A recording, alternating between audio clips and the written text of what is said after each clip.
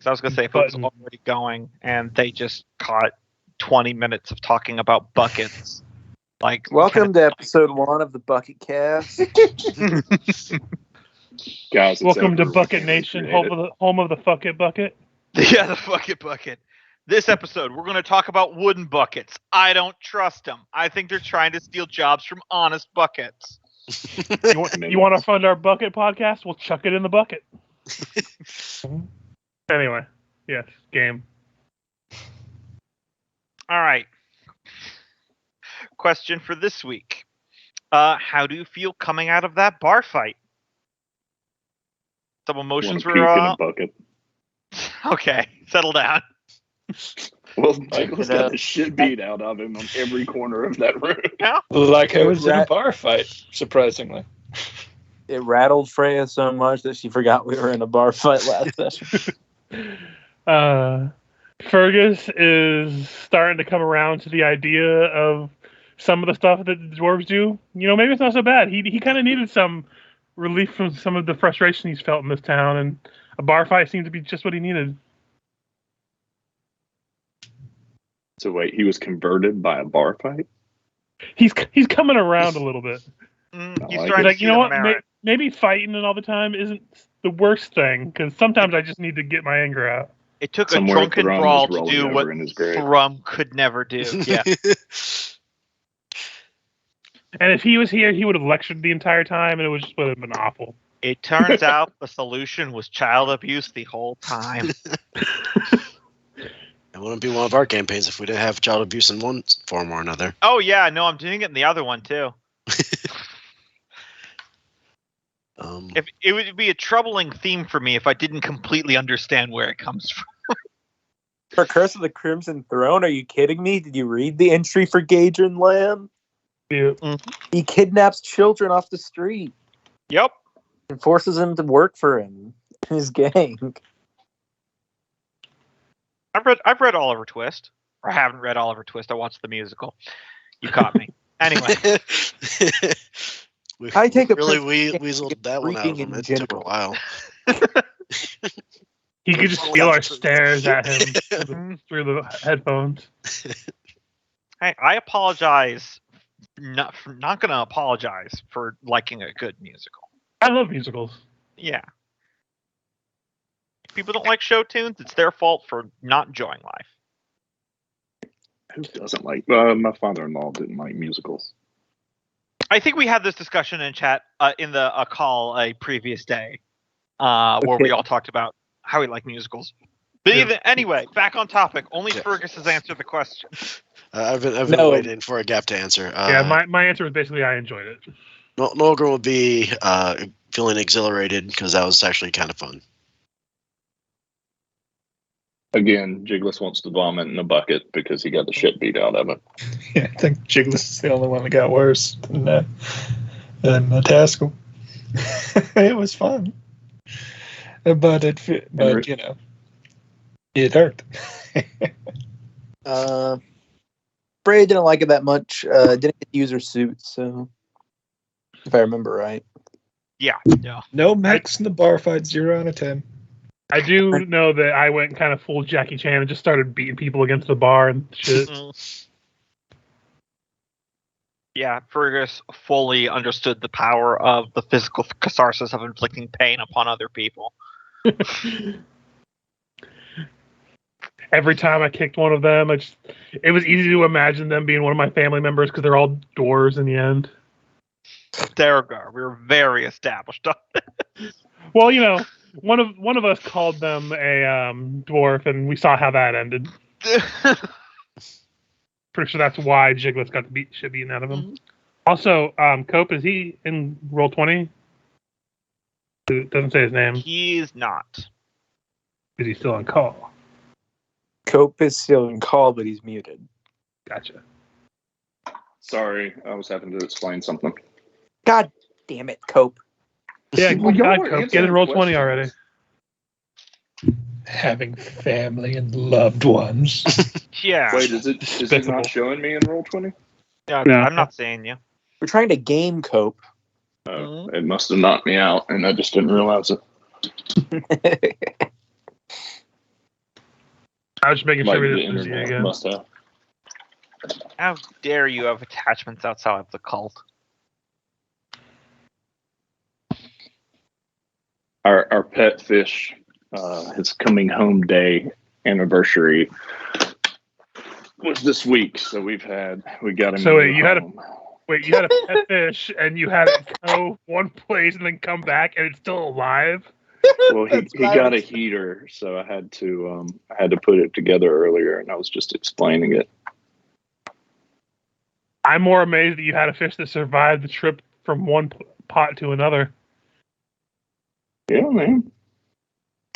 He's lived a full year. I cannot believe he fucking lived a year. I do not have the patience for fish. Well, I don't it's know the what I would perfect- get out of it other than a lighter wallet. Oh, It's the perfect the- pet for a 6-year-old because she can feed it in lighter the morning, wallet, she can then feed you- it at night. No, I get that. We had Siamese fighting fish when I was young. That's what this is. a lighter wallet, and then in 2 weeks, the temperature of the air around the water is 2 degrees off, and it dies. Mm-hmm. Yeah, exactly. That's why I was surprised Man, that it's still alive. It is not loading. Well, he lived for a year without a heater, so I got him a heater, and that's now going to kill him, I'm sure. I was like, no, I'm not doing that. Then when we realized he had lived for a whole year, I was like, God, maybe we ought to up our game a little bit. And then I saw that the heaters that, I said I'm never going to waste money on a stupid fish. It was $12. Yeah. I can handle that for the fish's birthday. The real fee is the electricity cost. Mhm. It's 10 watts. I have no idea how much electricity that would pull.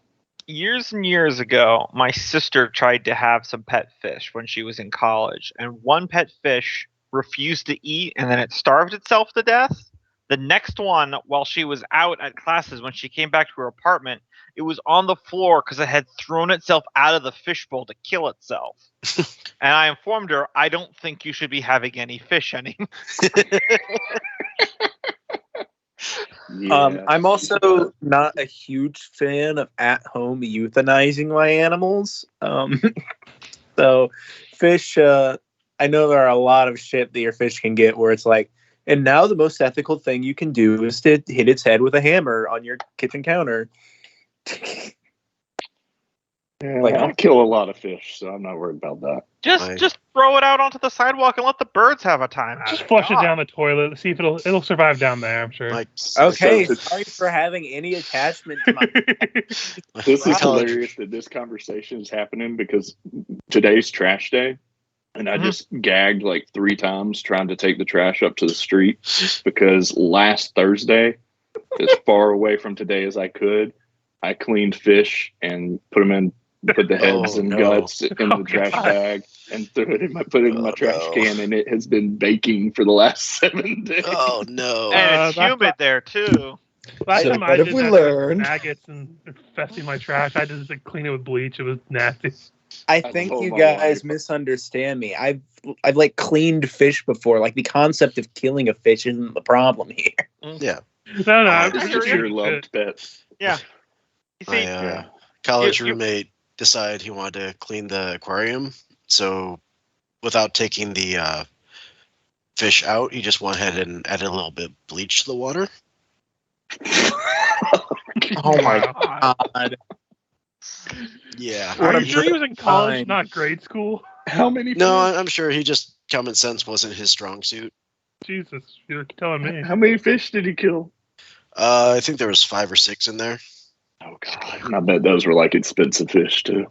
Not so bad. We're college students, so basically whatever was at Walmart. Yeah. Oh my god! Well, I think this was after. Well, so that was half the tank. What was left of the tank because I think a few days earlier he saw that the tank was a little warm, so he went to throw in some ice, but decided, well, there we had that big old block of ice. They all just get cemented together at a certain point. So he's like, I'll just put that in there. It won't hurt. Shocked half of them to death. Yeah. Oh my god. Again, you're not instilling me with confidence that he was actually in college. He very much was. Please tell me this man was not ever put in charge of something important. No, he was a poli-sci major. Oh, thank God. I can't go anywhere. He's only doing government work somewhere.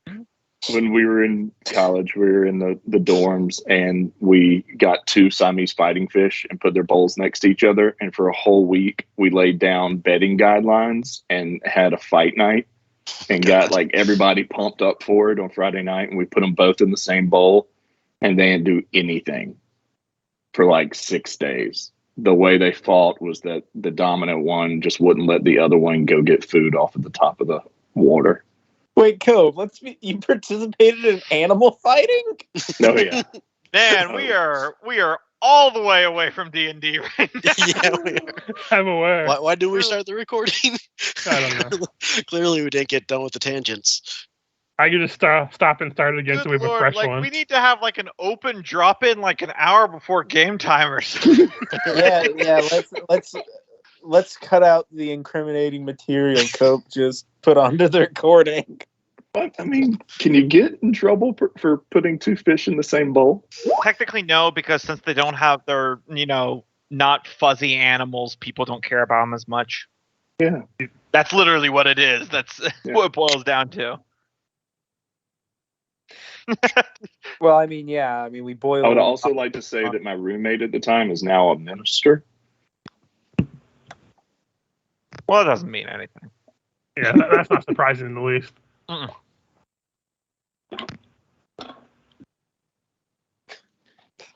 But yes, we had a bar fight last time.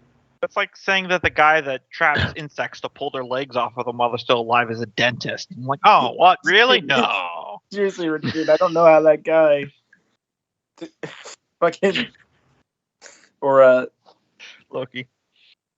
yeah, was it Loki? Yeah. I was just the one that couldn't believe that he was in college. Oh yeah.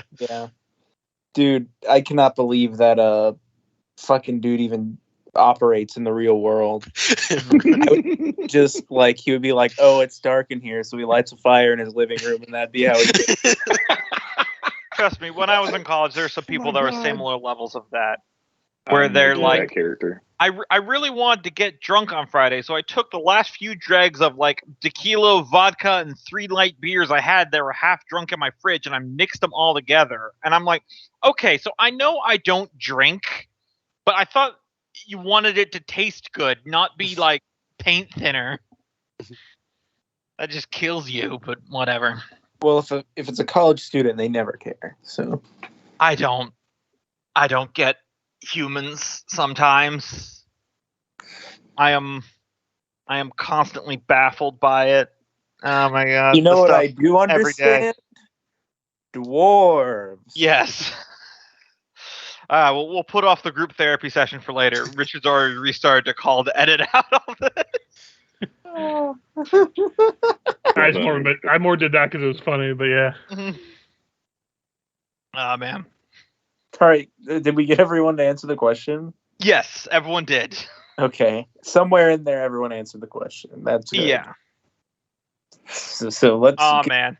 Let's At get some down point, to- if at some point I'm bored, I should just download those videos and help Kenneth by putting them in my editing software and just cutting out some stuff for him.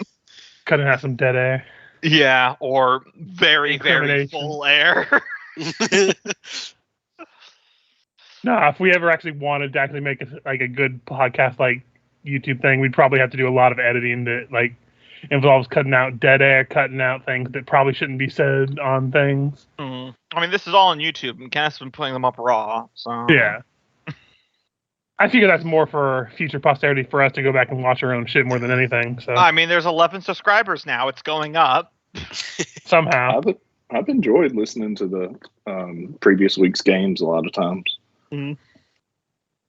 It'll help me remember where we are and what we're doing. Yeah. All right, so a brief recap of last time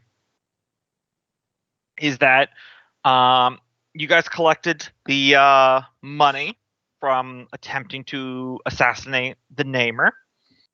you just said that you were able to do it, and you were able to collect the money for it. Fergus had a bit of an altercation with the crafters contact that they had, who was a Derugar, who now very much does not like him. And very much wants me dead. That I don't know, but...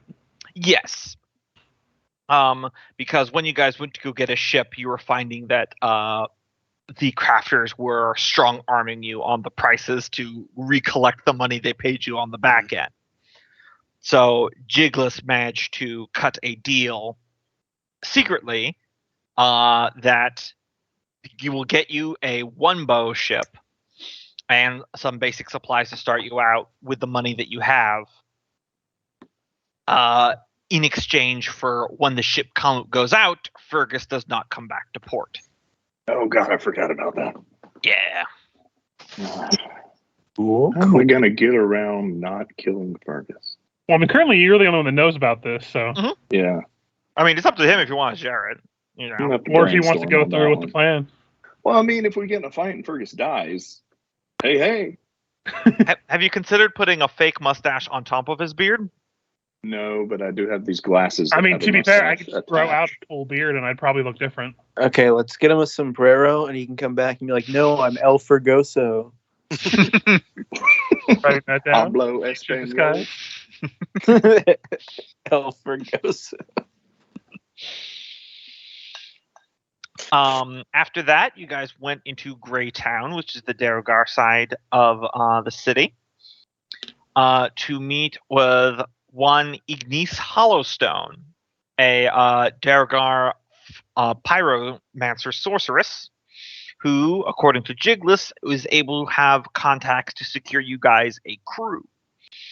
While negotiating with her, she decided to test how serious you guys were, and provoked a bar fight with some Derugar who were very willing to throw down. Hilarity and calamity ensued. All the dwarves punched Jigless in the dick. And that's about where we're picking up. Did the Duergar too, or was it just the dwarves that punched him in the dick? Yes. Same difference. All right, which way to Dammerhall you said, Gumbo? Up your ass. It was in him all along. Yep.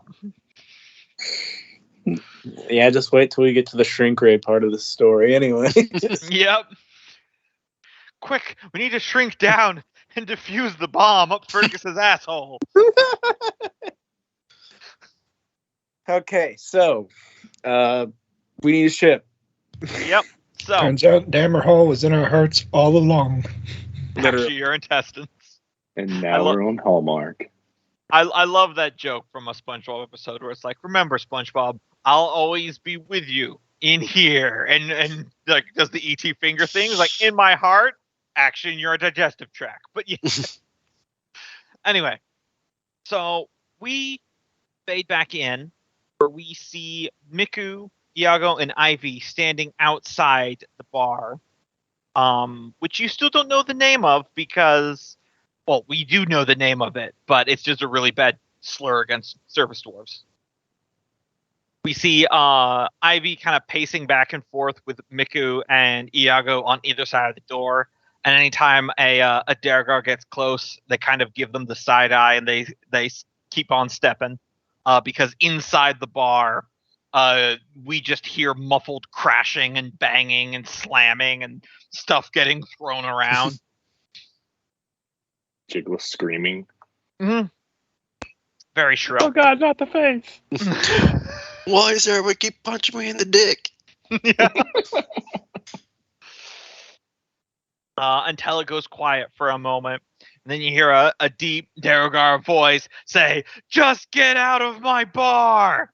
And then a moment later, the two double doors of the bar swing open, and we see our protagonists after our 2-week hiatus come out.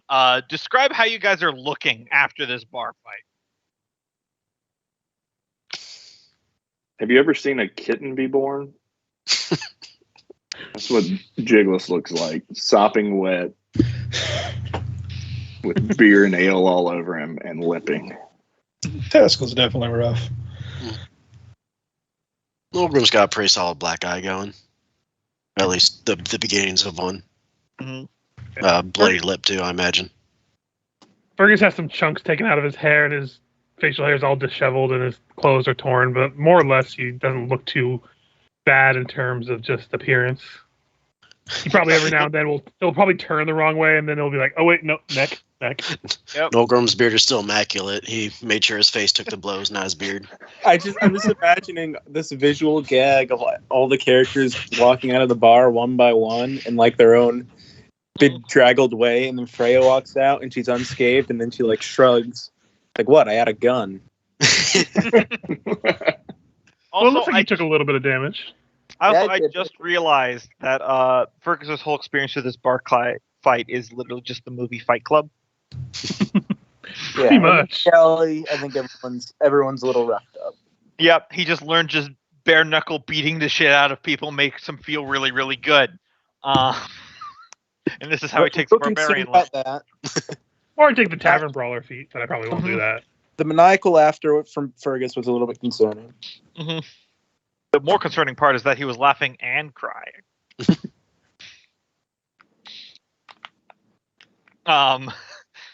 So seeing you guys coming out, Iago, who's leaning up against the wall, is like, so it went well, I take it?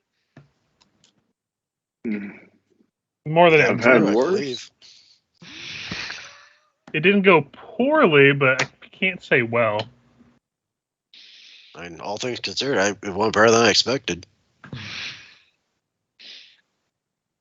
Starting to have that's true. feelings about- This is starting around the to time feel that a certain way about dwarves. this is around the time that Ignis comes out of the bar and goes, "Right, so I just settled up the tab. So I'll go about getting you the crew, but first we'll talk pricing. Whatever the haul is, I want, I'll say 10 shares, which in Eoldi speak would be about 10% of whatever you're getting. Yeah. Can I? How about 5? 9. So we're doing this thing. We're going to meet in the middle. How about we just settle on 7? All right. If you want to take the fun out of it, very well. 7 it is. So when are you needing the crew? Was it tomorrow or the next day? That was the earliest you could get the ship, yes. Was tomorrow. So what do you all think? How Tomorrow or long the does next it day? take us? Yeah, how long does it take us to get together supplies? I think their supplies are going to be gathered for us, wasn't it? The basic stuff like Yes, there's repair gonna be planks supply. and ropes is going to be provided, but rations you still need to buy yourself. The good news is this is a port city that does a lot of this, so there's people that you can just walk up to like right now and Yeah. put money on the table, and they'll just set it up for you. It's not something that takes a long time. Yeah. So what do we want to just wait an extra day and then have set out like the day after tomorrow? That way we have time to get supplies and Sure. they have Yeah, time to sounds actually good get to me. some slightly better crew than last minute notice. Works for me. So yeah, we'll plan for the day after tomorrow. So are we Sure. gonna hire a crew that we don't need to hire the crazies? I mean, we're still gonna get the crazies. Don't sugarcoat it. We're going to take enough crazies to man this one bow when we all get our real crew on a bigger ship. Right? I think that's what the plan was. Is just steal Yeah. upward. And I forget the numbers. I think it takes 30 to sail the one bow. So if we take 15 of them, it can move at half pace. I got the numbers written down here. How does 7% of a larger ship work out? 30 crew members for a one bow. It's that's the percentage of shares she gets from whatever we haul in. So Yeah, whatever they have, profit at the whatever end of the properties they have that we sell off from the ship. I imagine Oh, she gets okay. a percentage of that. Yeah, exactly. And then if we sell our smaller ship when we return to port, she'll probably get a percentage of that. Oh, fair enough. there's always 100 shares because it's essentially just percentages. It's a pretty easy system, and that's how they do it around here. You don't pay the crew up front because they might die, and everyone's aware of that. So, and that also means that the fewer crew comes back, each share is then worth more. So, Indeed. maths. Yeah. So you say day after tomorrow. Her eyebrows raise a little bit, and she goes, "Oh, rush job then." All right. Well, we're thinking about tomorrow, so this is actually giving you a little extra notice. By the stone, who's trying to kill you? I look around the whole gray district and then look back at her. Besides the obvious ones, come on. Half these folks want to kill me too. Come on, don't pretend like you're special. There's a couple exceptions also down in the what was it? The crazy quarter, the cult quarter. The Sucking Sepulchre. Yeah, we're not on that page. I can't just cheat sheet and. Oh right, I'm sorry.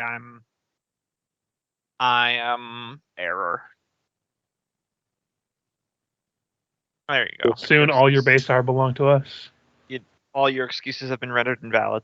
Yep. Yes, we pissed off some people from the Sunken Sepulchre, so rather not get involved in too much crazy longer than we have to. Right. And what's the size of your ship you're working with? It better not be a 3-bow. That's gonna be an issue. 1 bow for now, but we're looking to upgrade. We only need the crew for a 1 bow. We need a crew to be extra sized. You already said this. Like this We're is out going there. to use his followers. I thought 30 hands is what I'm hearing, though. 30 hands? 30 hands. Yeah. Right, okay, so short notice. Not going to be able to see about any good ones. You have to be a little not picky about it. Also, for the rush job, I mean, let's see. Jigless, though I can barely call him that, is a navigator. Myself am a courser, so you got that covered. Is anyone here trained as a master of eyes? That's to watch for things, correct? I can do that if that's. Yeah, has familiars that can fly around and see stuff farther afield. I don't have that, but I have capabilities of seeing fairly far.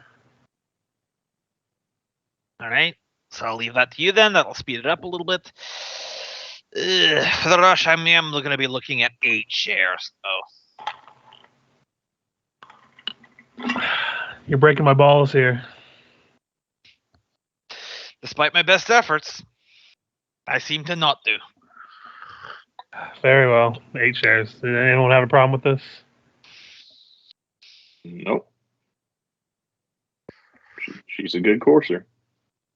All right. She spits into her hand, which sizzles and holds it out to you. Sure, I'll shake it. It stings a little bit because she's got pyromancy in her bloodline. All right. I assume meeting at the birth day after tomorrow then. Yep. All right. Try not to die. Try not to set our ship on fire when we get there.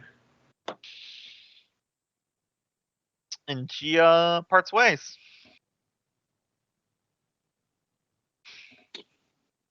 Leaving you guys to your own devices again. Well, I guess we want to go get supplies. Well, tomorrow when we get the boat, we should get supplies so we have a place to put them. Yeah. Something tells me if we pay somebody to meet us the next day to give us the supplies, they're not going to show up. Yeah. So probably should get the boat first. Yes, I pay you. You pay me now for a cigarette you can have in 2 days. I need a bath and some time to heal.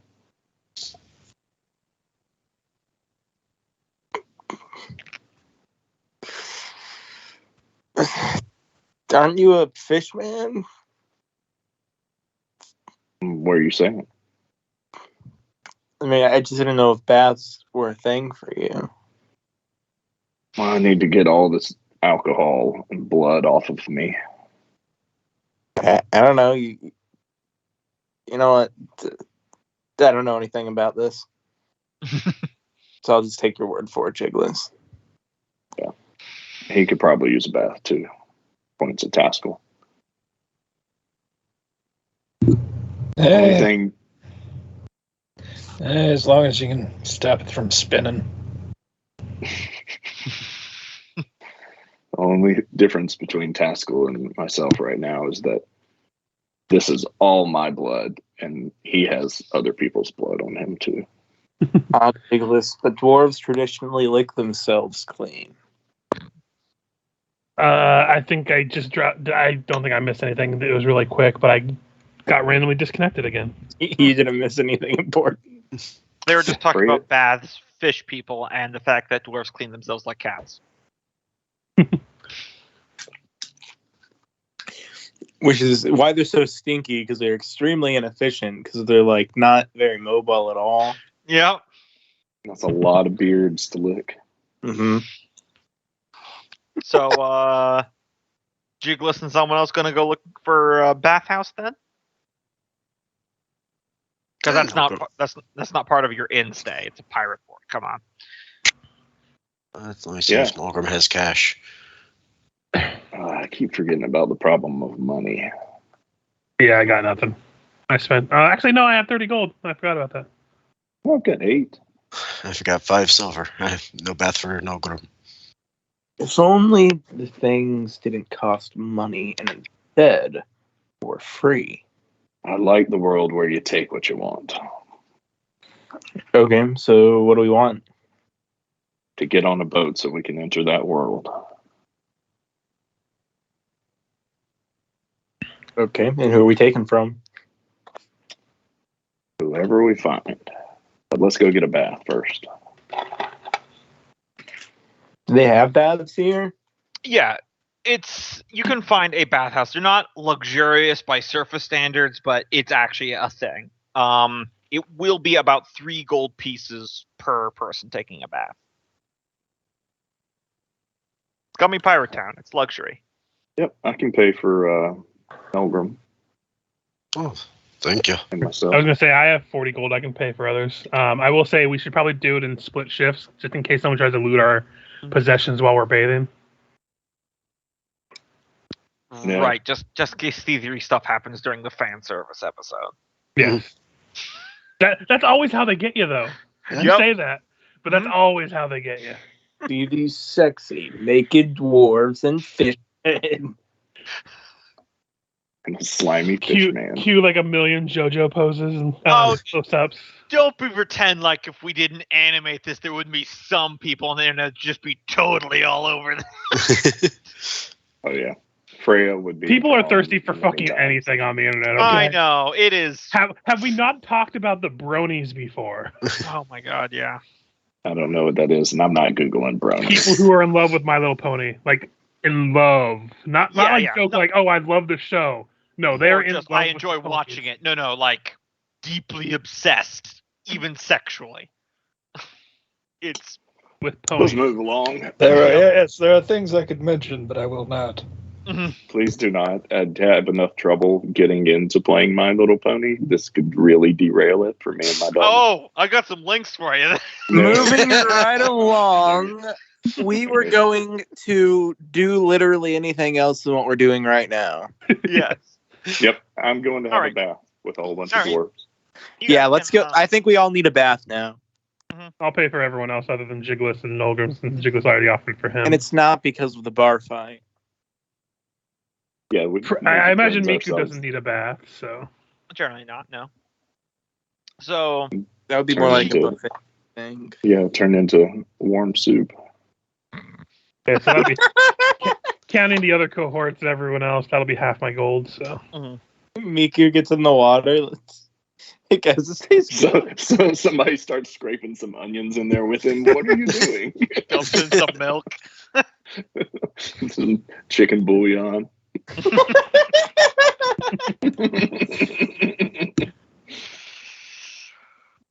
Oh man, polymorph a party member into a dog. Everyone treats him like a pet. Make one party member a plant. Everyone wants to eat him. This is a really interesting psychological study. I mean, he's a mushroom man. Mm-hmm. Hey, I could jump in there too. I'm a fish man. We can make a good stew. Well, we know what happens when we run into ogres in this game. Oh God. So, Because if anyone's going to eat the party, it would be ogres. Mm-hmm. Yeah. All right, so where are the ogres, Gumbo? I forgot what you told me they were. Are there underground ogres? Not that you've seen so far. There's bugbears here. And there are those orcs. Mm-hmm. So, fast forwarding through the bathing montage. We don't need to go into. We don't need to go into descriptions of that. We're not Critical Role. We're not trying to thirst trap people. I actually, this is kind of awkward, Gumbo. I had written like a 5-page thing for this. So if you could Have just at it. Fuck it. Whatever. It's not the most ram thing we've done all night. Yeah, just describe how you soap your toes. Okay, let me just pull it up here. Oh, you know what? I forgot to save it. Computer update. So did it not autosave? You might have still a partial, Mm-hmm. No, he Right, typed it so up on next morning.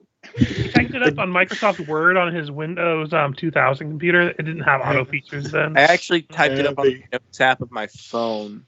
The greatest literary tragedy since the burning of the Library of Alexandria.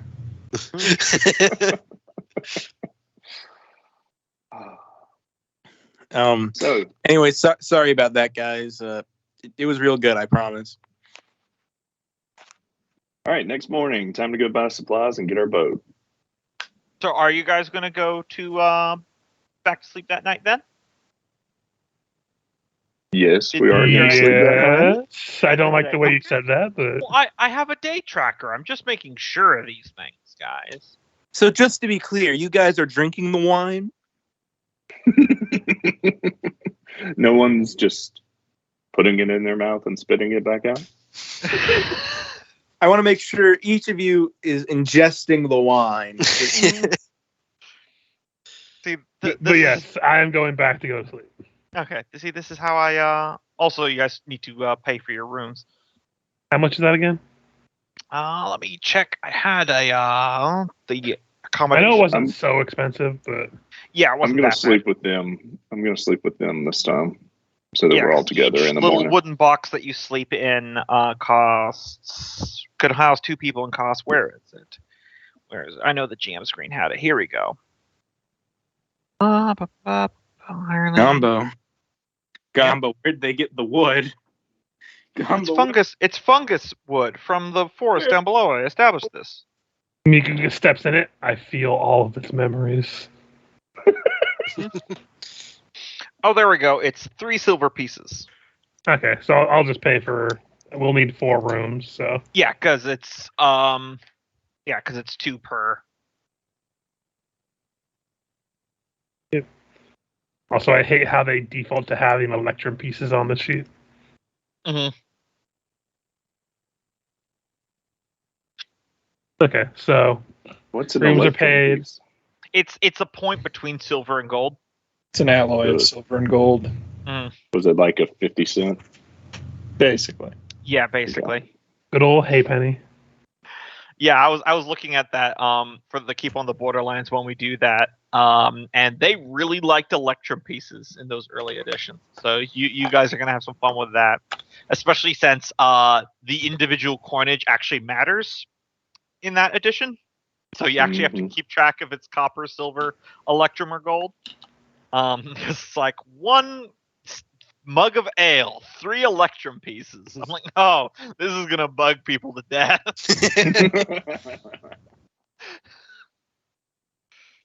What's the tax policy of the realm? You got change for a gold piece? No. Yeah. We only like electrum. Damn it, this vending machine only takes silver pieces. It's like that the stalling tactic from Blazing Saddles, where they set up a toll booth and it said $1.50 exact change only. It's like someone needs to go back there and get a shit ton of quarters. I haven't thought about that in a long time. Yeah, it's a great. I love that movie. Occasionally I have a Blu-ray collection of all the Mel Brooks movies, and I occasionally circle back to it, and they really hold up. There's no substitute. Yeah, that one and Young Frankenstein were both really good. Oh yeah. One of my personal favorites, underappreciated one, is a silent movie. It's a silent movie about a director trying to get people to help him make a silent movie in an era where they don't make silent movies. I've heard about that one. That's on my to watch list. I was gonna say I've never watched that one. It's great. There's only one spoken word of dialogue in the entire movie, and it is Don't tell us possibly. what it is. I'm not going to tell you what it is because you need to see it. It is one of the funniest jokes I have ever seen in my entire life because of how layered it is. It is a single word that makes so many comedic connections. It had me rolling. Truly a master of his craft. Anyway, But yes, we. water.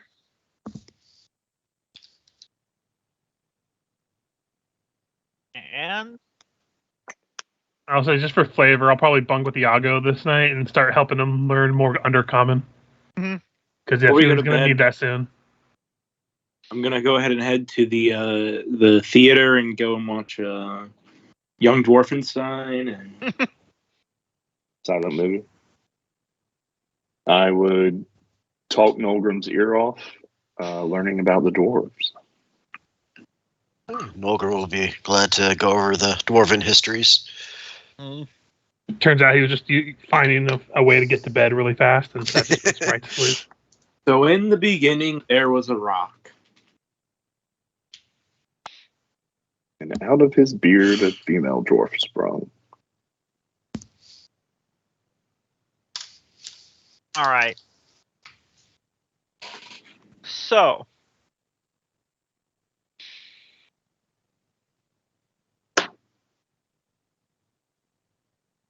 Fergus. Mm-hmm. You wake up at some point in the night for whatever random reason, you don't entirely know why, and you look over and Iago is not in his bed. Lovely. And it wouldn't trigger the alarm if he's going out since he would have permission to go in and out. Yep. First off, check out all our stuff, make sure everything's here. His pistols and sword are gone. But all my stuff is still here? Yep.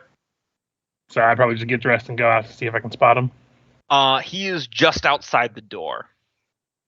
And he's looking off across the various catwalks at the distance. You hear the clamor of the city below. But you are now hearing the faint sound of flute music. And it takes you a moment, because it's soft compared to the clamor of the city, is that you recognize the song that is drifting on the wind, because it is the song that your elven mentor taught you, the one that you played for the forest spirits before. Mm-hmm. Iago is standing there looking off into the gloom down one of the bridges.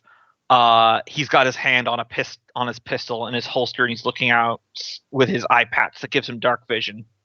He doesn't turn as you walk up and says, "You got a visitor waiting over there for you." I would turn and see what's up. He goes, "All right, I'll cover you from here." So I see who he's talking about. You only see like the silhouette of a small person kind of sitting on a barrel, because your dark vision doesn't go that far. It's like at the very fringes of where you're looking. Okay. Yeah, I would go approach cautiously, ready to bolt if it's something not kosher. Yeah, you go along this narrow, like little rickety catwalk that's because if you remember, the Hingengurden is kind of suspended over the city, and to a platform where you see a dwarven figure sitting on a barrel playing the flute, and your first knee-jerk thought when you see this person is, "Holy shit, it's your brother!" But then you study his face a few moments more, and you realize it's not your brother, it's you. It's like looking into a mirror of someone who's sitting directly across from you. Yeah, as soon as I see that, I'm like, oh, fuck, you're the slime guy, aren't you? Lowers the flute. You know, I've acquired a lot of people's memories and the skills that come with them. But this is a fun one. It's new. Not a lot of people play the flute down here, apparently. He puts a flute that is like a perfect replica of your Misty Marrow flute, but as he puts it in the pocket, you notice it just kind of like merges into the pocket rather than going into it. Mm-hmm. And he makes direct eye contact to you, which is super unnerving because it's, once again, like looking directly into a mirror. He goes, "All right, I know enough about you now to know that I'm going to skip any cheesy dialogue and just get straight down to why I'm here. I want the black iron, and I know that you're the one hiding it. However, you keep moving its location, so I don't actually know where it is. You move between 2 or 3 places, as I understand it." Yeah, you're pretty quick on the uptake for my mind. I imagine you read pretty much everything.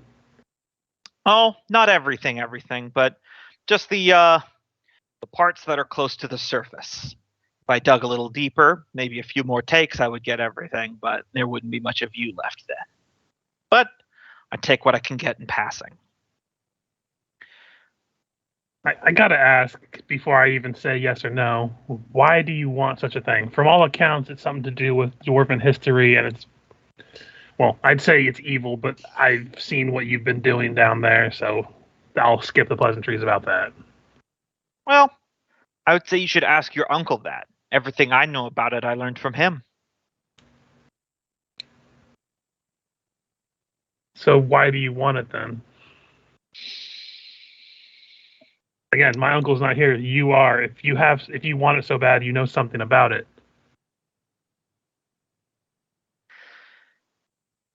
It's a piece of power, Fergus.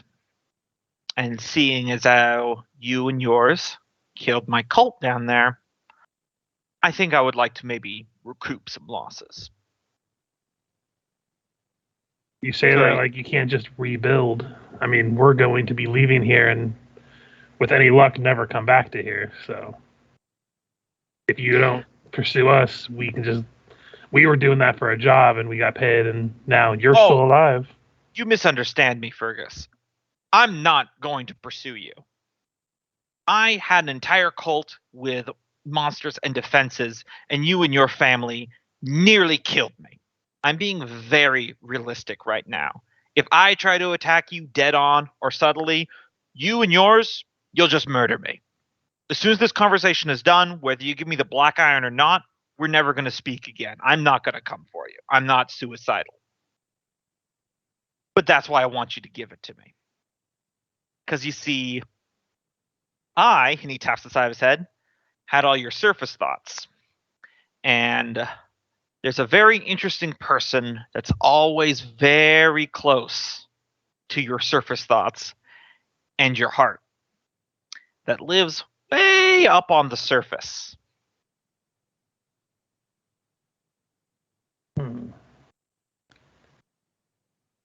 And pardon me, Richard, I forgot. The name of your fiance was... I might have it written down. I have to tab over to a thing real quick. It is Marigold Tea Leaf. Marigold. Yeah. But you realize that's kind of who he's talking about.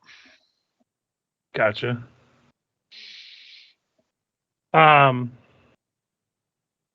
So is there a way I could do like an insight to see if I know if he actually knows where she is or just knows about her? Yeah, give me an insight.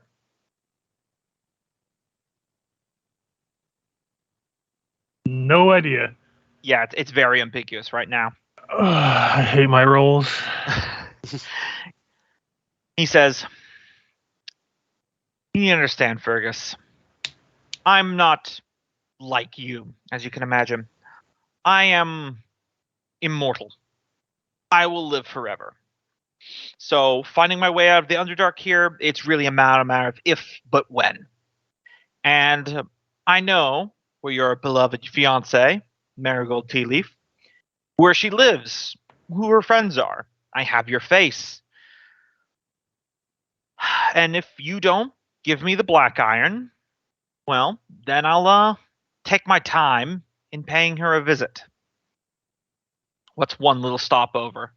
What's one more life to squish, huh? But I promise you one thing. When I'm done, I will consume all of her memories. And then if we do ever meet again, I'll be able to put on her face and tell you in exacting detail everything that I do to her."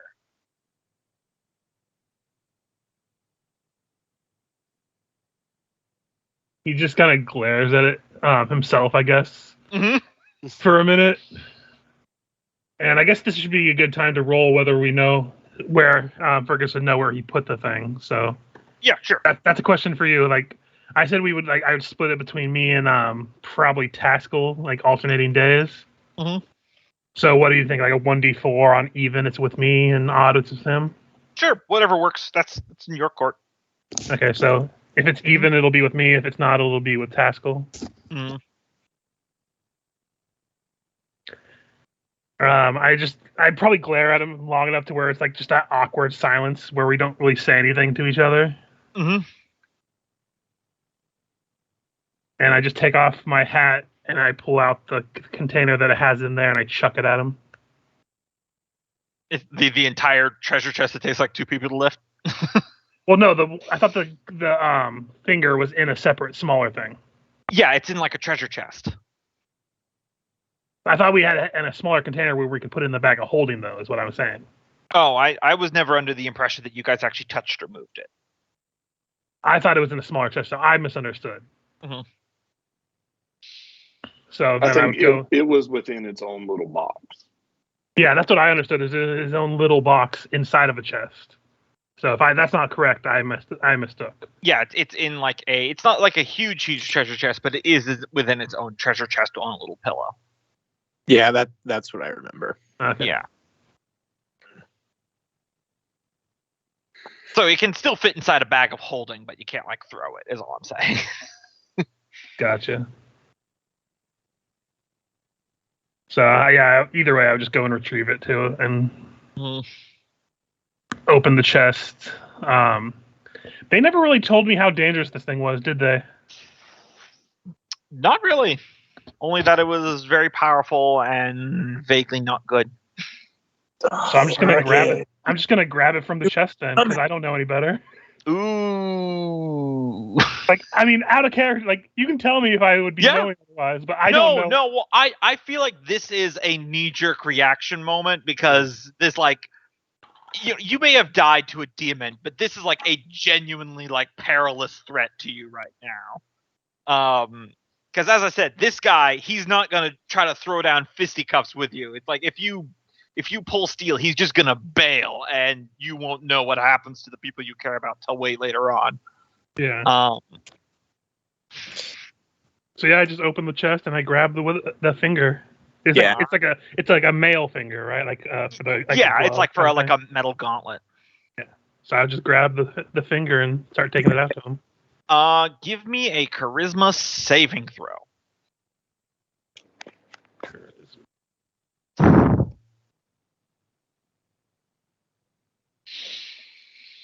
All right, that's a nice high roll, but this is a very powerful item. You find it surprisingly hard to part with it. I don't know, it's like it's some voice in you says, I mean, you found this thing, you took it. Probably shouldn't get rid of it so cleanly. I mean, you don't even know what it's really about. Something that's evil and starts a cult is now threatening people for it. I mean, should you so cleanly throw it away? all these thoughts are rattling around inside your head as you're holding on to this perilously cold steel in your hands. You motherfucker, one ring in me. I'm not requiring you to do anything. It's very precious. Well, that's the question. Is it like a compulsion where I feel like I need to keep it from him?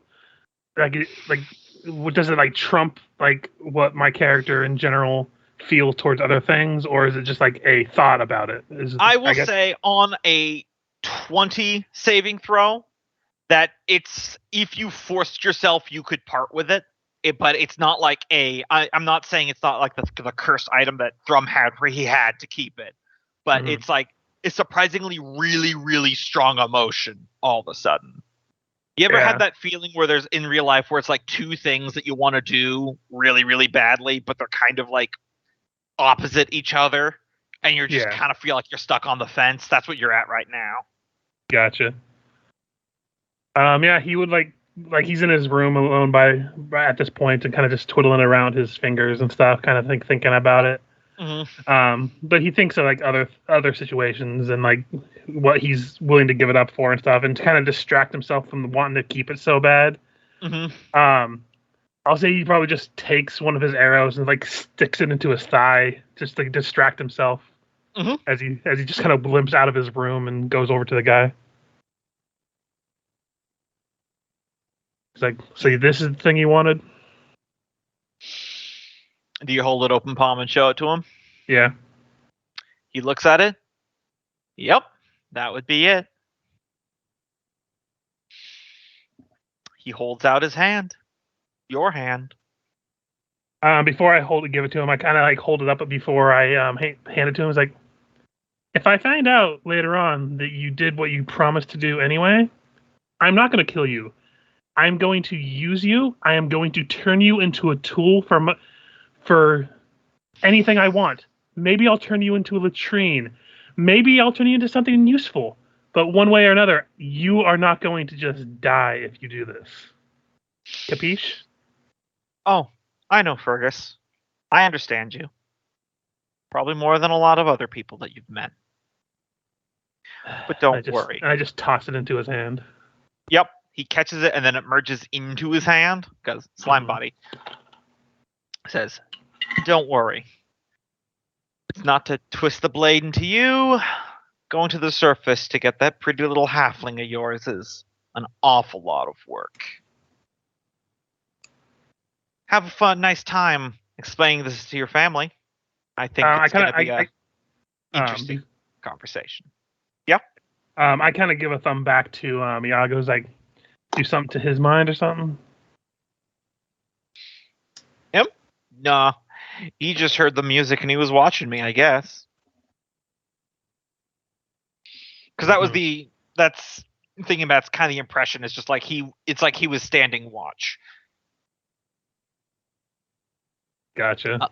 And with that, you see yourself liquefy into amber-colored goop and slip back through the barrel and presumably through the floorboards underneath, and is gone. I just returned to the bed. I kind of look over at Iago. Yes, it didn't go well, did it? No. Could I roll an insight to see if I notice if he is actually charmed of any kind? Sure. Just because. 22? No. He is not charmed. He was just very watchful because you getting the impression, because his iPad lets him see a bit farther than you into the dark vision, that when he heard flute music like you do and then went outside and saw you out there playing and you were still sleeping inside, his mental wires went, oh, that's the ooze thing that they told me about. I don't know if I'll be alive if I make noise. So I'm just going to watch it and hope someone else wakes up. Yeah, gotcha. But yeah, when he says, like, didn't go, I was like, not particularly. Probably going to regret what I did, but, you know, things we do for love, as I kind of just wave at him and I head back to the room to go back to bed. He looks like he was going to ask a question, but that last statement makes him feel like he shouldn't ask. So. And then I hit the hay and think about my decisions and think about, man, I really should have kept that fucking finger. Yep. You still feel the The old coolness itch. of where it touched in your palm. You find yourself weirdly missing it. Yep. Probably take a while to get back to sleep after that, but Yep. Then the next closest we can get to morning comes. that was just to see about the ring charge for the invisibility thing. Yep. And you guys probably trade off who keeps the black iron hidden probably when you're getting all your stuff equipped in the morning, don't you? Yep. So, Taskell, you go to take it off of Fergus's hands. Mm-hmm. I mean, the question is, does Fergus just hand over an empty chest? He could. I feel like that would cause more problems. So when he comes to retrieve it, he's like, "Yeah, sure, let me get it." And he opens the chest that's not locked anymore. Mm-hmm. He's like, "Oh no, it's gone." Yeah, Give me a things happened. Are you genuinely lying, or are you being satirical? I'm being satirical. Okay, because I was gonna say, if you actually wanted to roll a deception, No, he opens it and then does like a flamboyant, like raises his hands, like, "Oh no, it's gone." Hey, what have you done, lad? Probably get the family together and I'll tell you everything. And then, yeah, he would gather everybody and inform them of the thing that found him, and probably at this point tell everybody about, his fiance up above and the threats that were laid upon him. And he gave the finger to the slime. So tell me about the girl. Where'd y'all meet? That's a story for another time. We're kind of in a serious moment here, Jiggles. Really got to look for the best in these kind of situations. So did he kind of enchantment on you? In so much as he threatened things that he would know about and how to get to. So, kind of, but not really. So no. Yeah, no. Huh. I'll tell you though, I really didn't want to let go of that finger. Yeah, it does that, Fergus. Well, y'all didn't inform me of what it does or anything. I just was told that it's dangerous and I shouldn't touch it. But, I feel like that should be enough to know not to do what you just did. Yeah, I know. Ivy speaks up. So what are we doing? We mobilizing? We hunting this fucker down? What are we gonna do? How are we possibly going to find him? I don't know. Can always call everybody. We'll get him eventually. Whoa, that escalated quickly. Also, I could try to track the best I can, but y'all are the ones that have magic. You're the ones that can do all this wizardry shit. If anyone has like some magical solution to this, it'd be y'all. It's as smart as it thinks it is. It probably jumped ship as soon as it got the artifact. Priceless artifact. Suppose I'll actually prep commune today. Forget exactly how that works, but That up. Contact the deity or divine proxy and ask up to 3 questions that can be yes or no. If they don't have female dwarves. They're not exactly omniscient, so you could also receive unclear as an answer. If it's beyond the deity's knowledge. In a case where a one-word answer could be misleading or contrary to the deity's interests, the DM might offer a short phrase as an answer. Yeah. But we can continue the scene because that takes a minute to cast. Yeah. But hey, it's a ritual, so you don't have to expend a spell slot to do it. Mhm.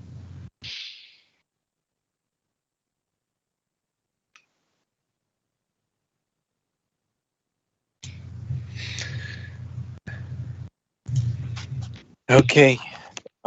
So you guys figure out how we're gonna find it. I'm going to go scream into the void. And then she'll go ahead and climb into her mech suit, and then you just hear a dull screaming noise coming from inside. Woo!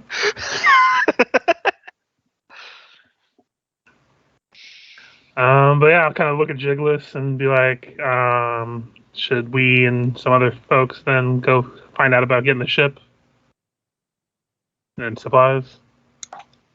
Well, does the irreplaceable, valuable artifact that you just gave away trump what our plans were? He kind of just shrugs. I don't know. I feel like, family thinks I dropped the ball, which could probably be true. So I'll leave it up to them to decide. Jigless would pat Fergus on the back and say, look, the ones you choose are sometimes more important than the ones you're born to. I would have done the same thing.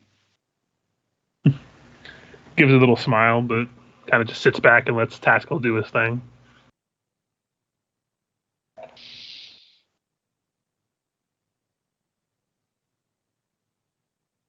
Cue typing intensifies. Yep. Hold on one I second. guess they're not to let you have it. Enhance. Also, this kind of trumps it and everything, but this also would be, I think, the only one that he didn't know about Fergus's fiance would be Taskell, so this would be his first time learning of it as well. Though, again, the possibly world-ending fingertip might be more concerning. Please tell me it was the middle finger. It is now. Yeah, it probably was the Okay, ring finger. Good. Any finger is the middle finger if you're willing to cut off the others. I'm going to go with the bird finger.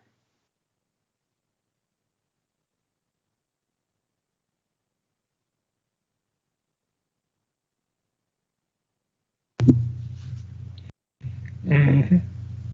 Well, with the stipulation of yes or no, I've only really got two because I can't just ask where its lair is. But is the artifact still within Dimport, and should we prioritize the recovery of it over trying to find Dammerhall? All right. So, what we're gonna do here? Well, I swap out the music here because I like to make commune kind of an event. How does Taskell go about casting the commune spell, just like thematically?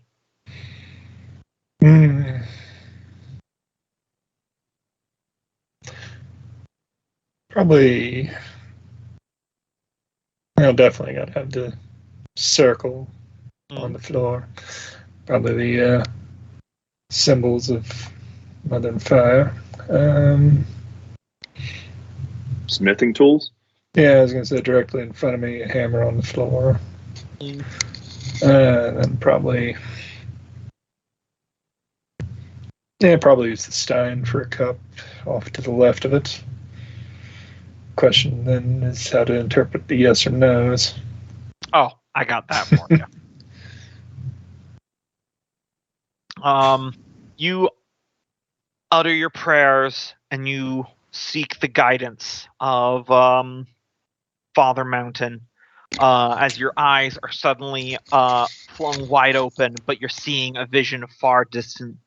You see grand caverns covered in stalactites, natural wonders of a forest of stone, and in the center of it, you see a towering dwarven-shaped figure. His body seemingly be carved from granite itself, with a beard of twisting metal shavings, as he is standing over a large pillar that he is intricately carving with the finest dwarven inlays that you have ever seen. And as he turns his gem-studded eyes towards you, you are looking directly into eye contact with Father Mountain himself. Mhm. He says, in a booming voice that echoes throughout the caverns of the mountain, "Speak, Taskell. I shall know your questions." Father, we have found and lost an artifact of the first sun. Do you know if it is still within Dimport in possession of the creature?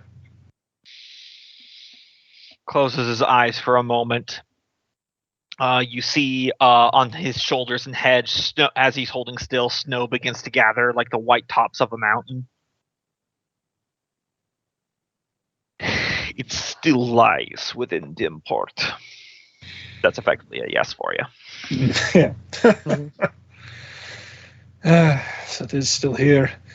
Then, should we pursue it over trying to reclaim Dammerhall?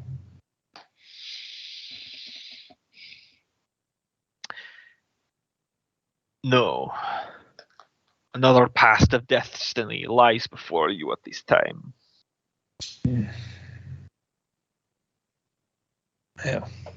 I am sorry to have lost such a valuable thing, troublesome though it would probably be to contain. Let us hope it's not more troublesome to have not contained it.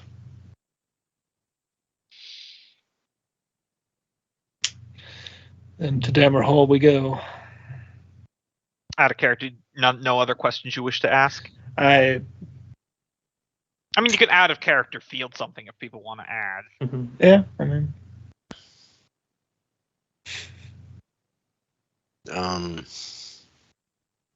is there anything we could ask about the target we're about to try to Shanghai? Well, we don't know exactly which ship we're trying to Shanghai. We're just going to go for one, I thought. Unless we're actually aiming for, what's his name? I don't think we are the required level for that boss fight. And Jiggles is still loyal to him somewhat. As much as any pirate is. So, Third question, what the dog doing? You can always follow up and ask if the slime is still targeting us or is content with the agreement. Well, Fergus, if we were like discussing it before you were praying or something, Fergus would also offer up like, does he still plan to pursue my fiance after I gave him the item? I'd not expect you to know the mind of the creature, but Fergus worries for the deal that he has asked of it. Does it seek to betray Fergus?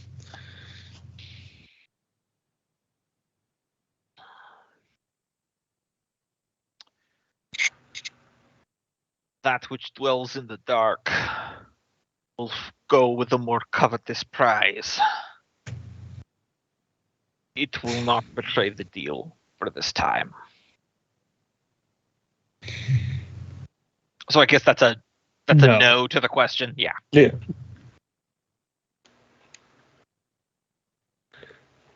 See, everything's gonna be fine. Totally not gonna have to fight a slime boss in a giant mech suit later. And with that, your communion ends. You are rocketed back out into your body and consciousness in Dinport, having face-to-face communed with your god. Mm-hmm. Well, that was an experience. We make for Dammerhall, or at least as close as we can get with our ship.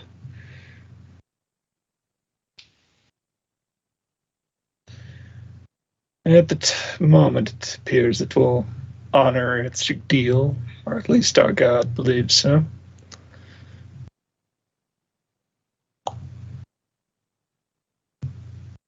So you just had a conversation with your god.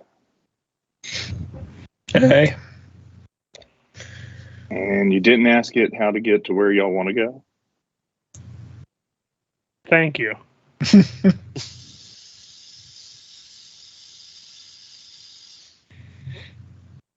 There are limits. I guess it's all about the journey, right? Hey. Where's Thomas when we need him? Love that joke. Jigless. What are you talking about? It's 100% about the destination. The game's called Sons of Dammerhall. I love the imagining during this entire moment. We just see the mech suit, Freya's mech suit, just standing completely idle, but we just hear muffled, just nonstop from the inside for like 30 minutes. For sure, that's Occasional pounding. And then it just stops. Oh, is she done? Oh no, she was just taking a breath.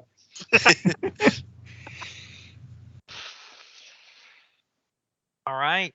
What's the plan? Out of character, I gotta back up. Do they know? Like, do we have a destination of how to get to Dammerhall? Supposedly there is a secret entrance in the area called the Sea of Ghosts. Yeah, Okay. I think we had actually told Jigless about that. Yes. Our goal is to go somewhere into the Sea of Ghosts, but to do that we need at least a 2-boat ship. Yeah. So It is We're gonna have to recommended convert- to get a bigger boat. yeah, we're out of gonna have to character, I convert to just wanna know piracy where for a we little were. bit. I mean, you could technically do it with a 1 boat. It's up to your preference. It's not like there's a height requirement. We're dwarves. There's always a height requirement. You must be this Man. short to ride. The man always trying to keep us down. Wait, No, I'm you a see- fish.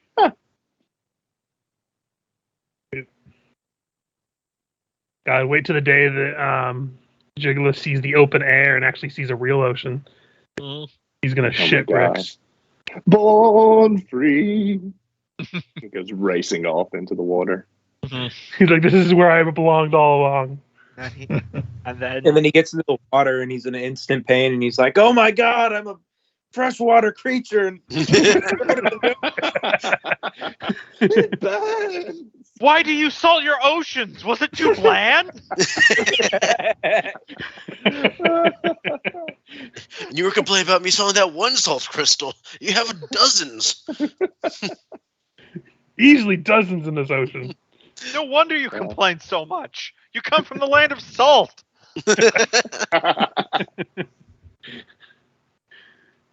Fantastic.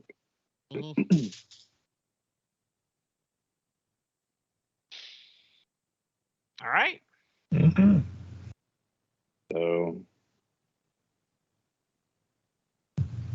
So just to list it for you, you guys got purchasing rations, picking up your ship, and if you want to get the cultists to help you out, you'll need to go back to them. They might be a little bit peeved if they learn you've given away their magic item. Yeah, we're not going to tell them that. Anyways, I guess I'm going to go get them. Is anyone going to come with me? I feel like I shouldn't. I think I should go get the supplies. Just feel guilty. Jigless, do you want to lead the I'm going to go get the boat job? I don't think the guy wants to see me.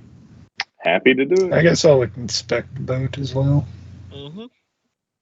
Yeah, Kick I'll the go tires. with, if no one else, I'll go with Ivy and Iago to go get the supplies. Yep.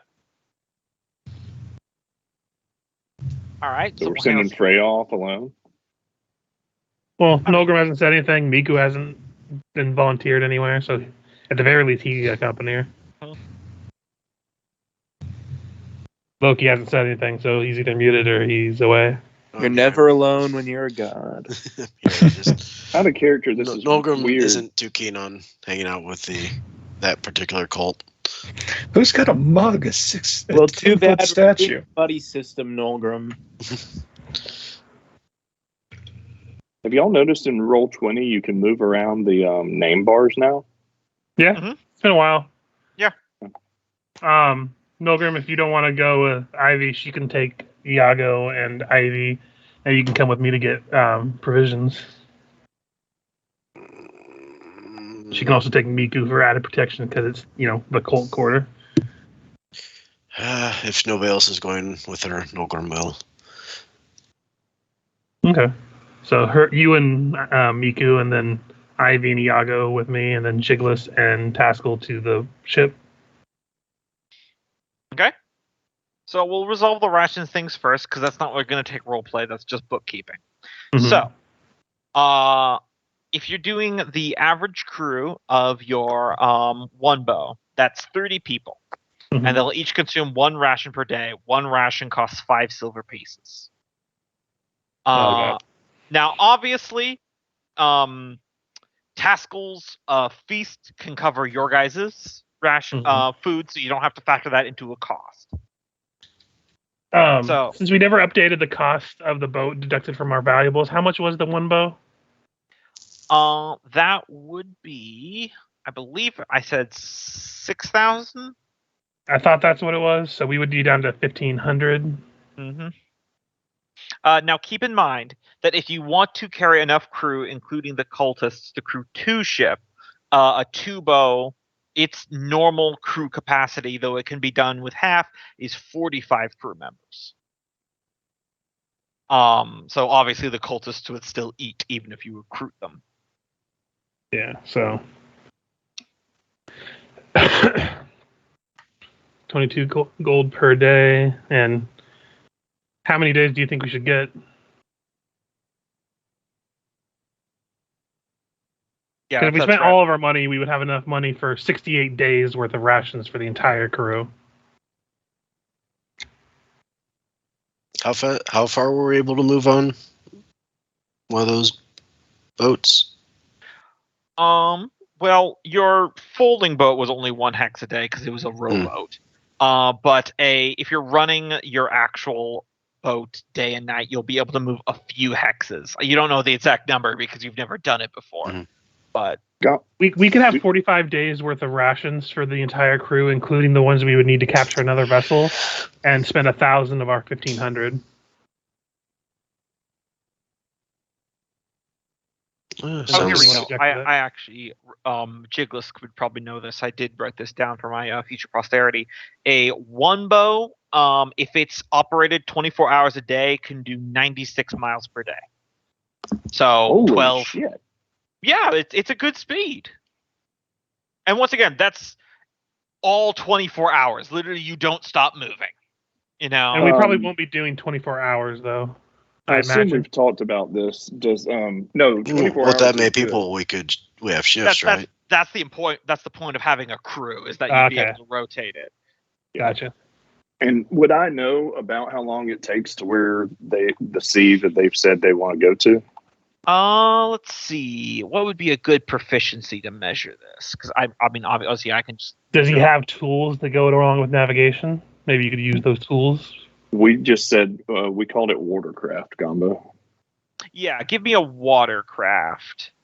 And then just give me a watercraft check. Using what? Choose the ability score. Wisdom, I would say, because it's like retroactive. That ain't good. I thought that said witchcraft for a second. Yeah. It's difficult to say because you've never actually been to the Sea of Ghosts yourself, and there's also like environmental factors to take in. It is to where you are right now in the Gaunt Sea. It's definitely one of the closer locations, but you don't know. Would I know in the Gaunt Sea? How long does it take to go from end to end in the Gaunt Sea? Like, are we talking 2 months, or are we talking a day? About a day, depending on. But we would also have to examine a bunch of different locations in the Ghost Sea. So 45 days should be plenty.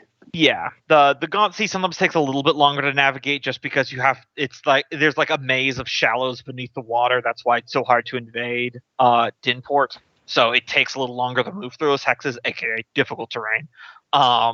But so it's roughly a day if you go from its farthest point to point. Okay, so just in the bag of holding, so we don't lose track of it, I'm just going to put 45 days worth of rations for the boat. Yeah. In just parentheses, say in the ship's hold, because there's no way that many rations would fit inside your bag holding. Yeah. We're talking like crates of shit being loaded onto your boat. No. Don't buy shit. But Miko we need wouldn't, some. We need Miko some to wouldn't prevent complain. scurvy.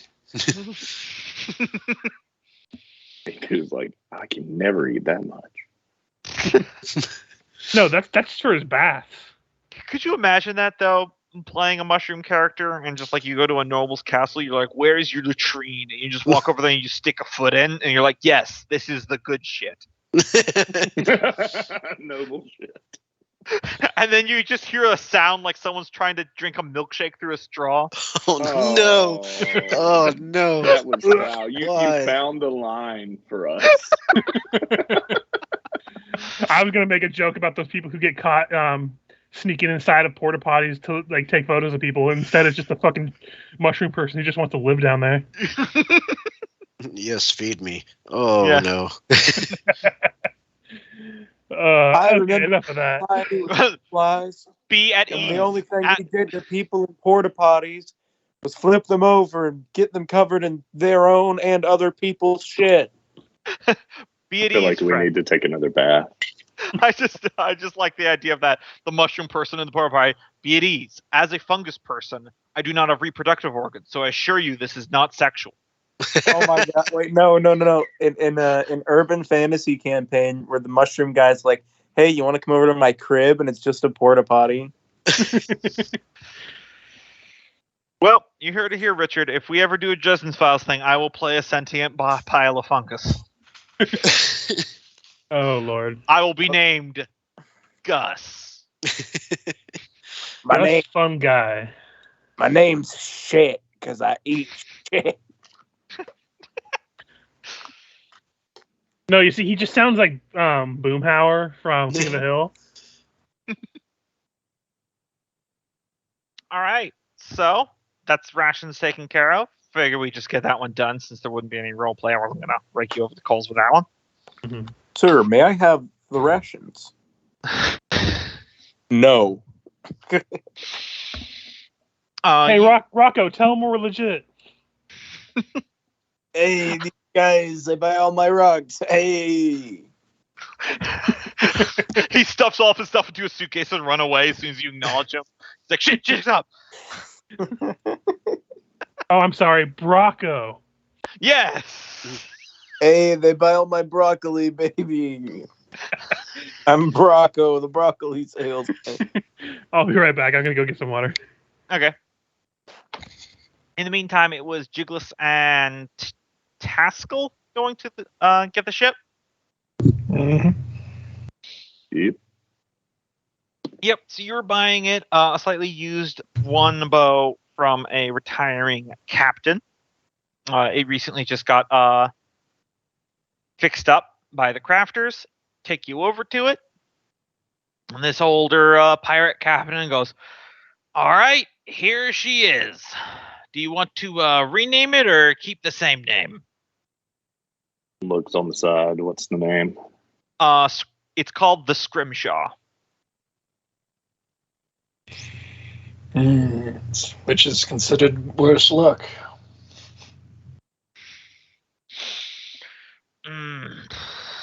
I don't know. I mean, do you have enough blood to rechristen it? Probably not. Yeah, we should leave it as is. All right. Wait, how did the last captain die?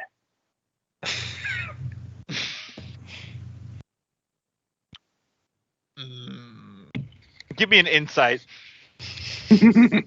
I'm back. Last captain's still alive. He got the job by killing the previous captain.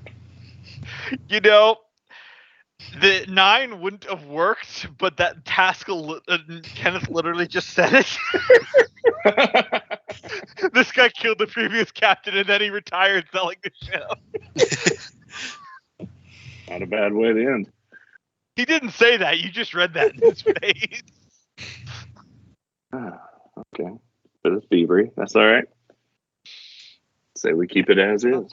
I don't know what kind of black magic you work with the crafters, but they're loading it up with spare boards, feeling poles, and extra twine and cords for the ballista. Excellent. Looks like you're stocked out with about 25 bolts for your ballista there. Walks over, checks those. They're in good condition. Taskell, you want to go down below, make sure she's seaworthy? Yeah, not a shipwright, but yeah. He's an old hand at this. He's very modest. Investigation at in disadvantage since it's not really your specialty.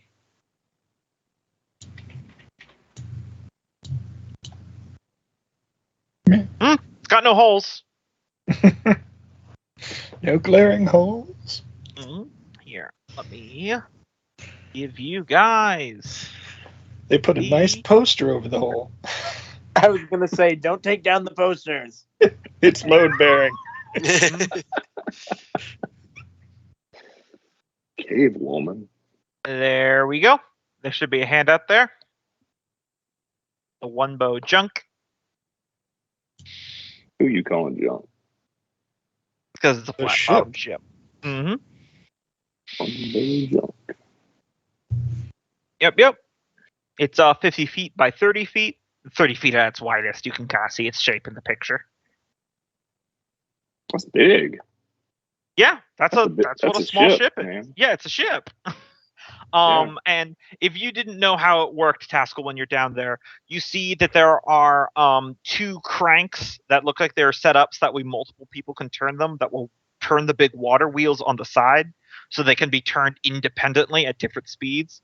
So this kind of allows it to move like a tank in the water since there's no like waves or anything like that.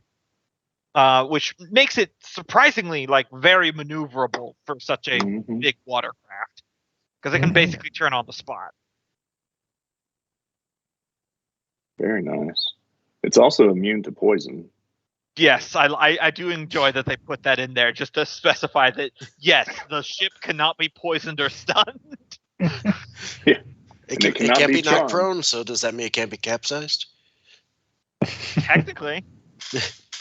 I feel like it should have lower charisma than 0. I think because in 5th edition, 0 is as low as you can go. No, Actually, had we changed the name to something better, I think she would have gotten a charisma bump. I mean, does it have a name yet? It's just called the one bow junk. It's the Scrimshaw. Well, I just made this generic one, depending on what you do, but this particular one is called the Scrimshaw. Gotcha.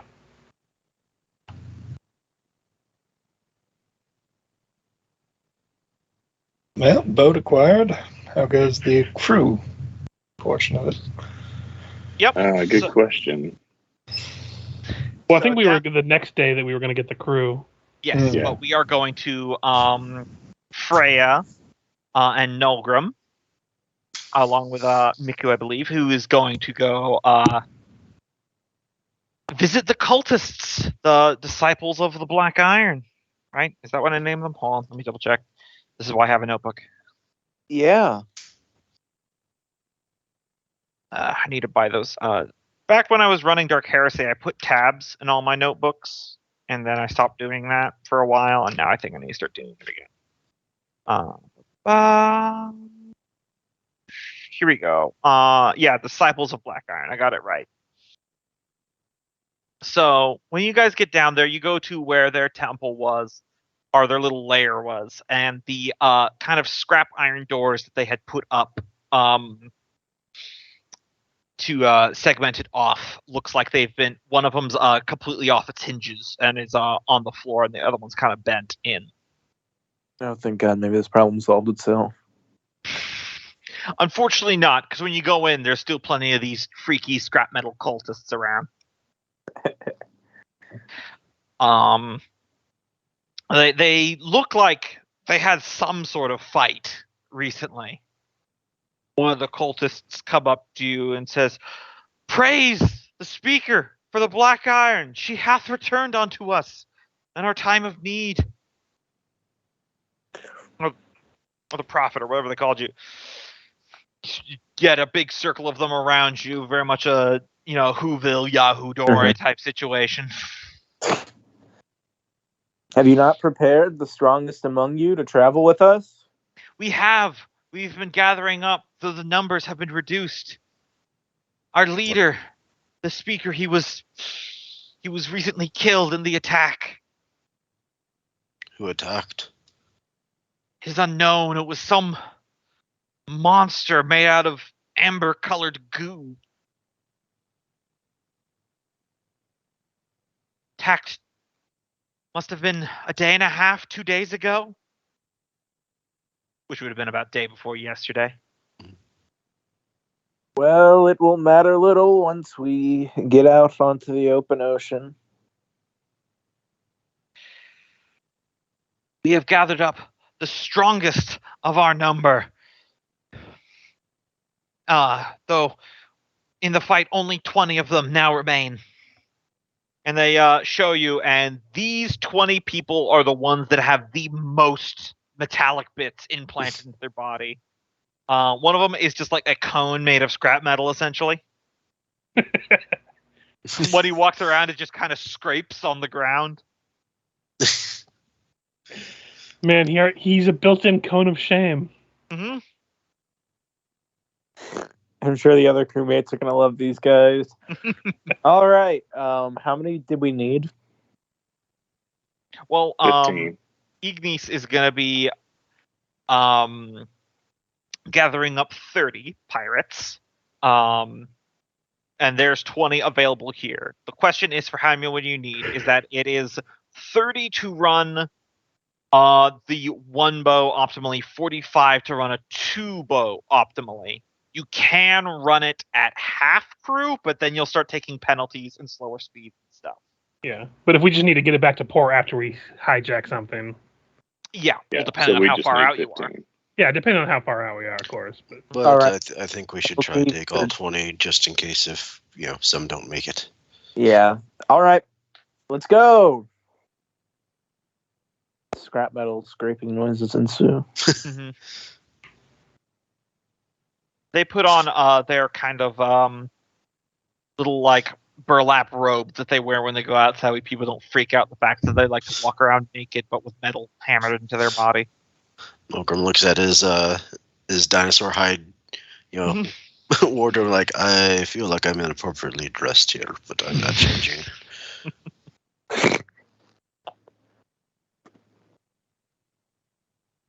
All right.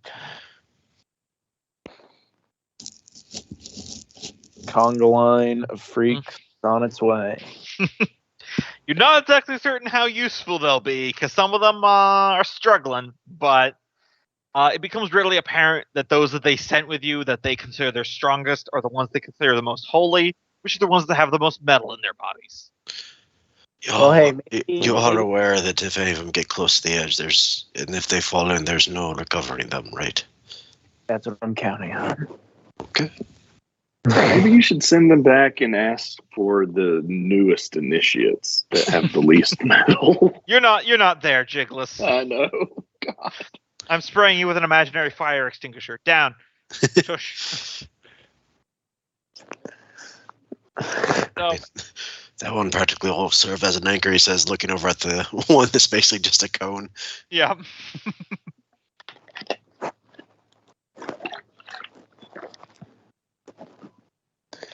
So, I assume you guys are going to be meeting up at the dock. Yep. So, Fergus shows up. He's getting the crates delivered. Jigless and Taskell are already at the scrimshaw. And then a while later, the stompy mech suit of Freya shows up with just the sound of metal and occasionally groans of pain as some bolts shift inside their bodies in uncomfortable ways. that's the strongest, huh? This lot is useless. They're not even going to be able to spin the crank. Okay. Do you want to go pitch that to them, or?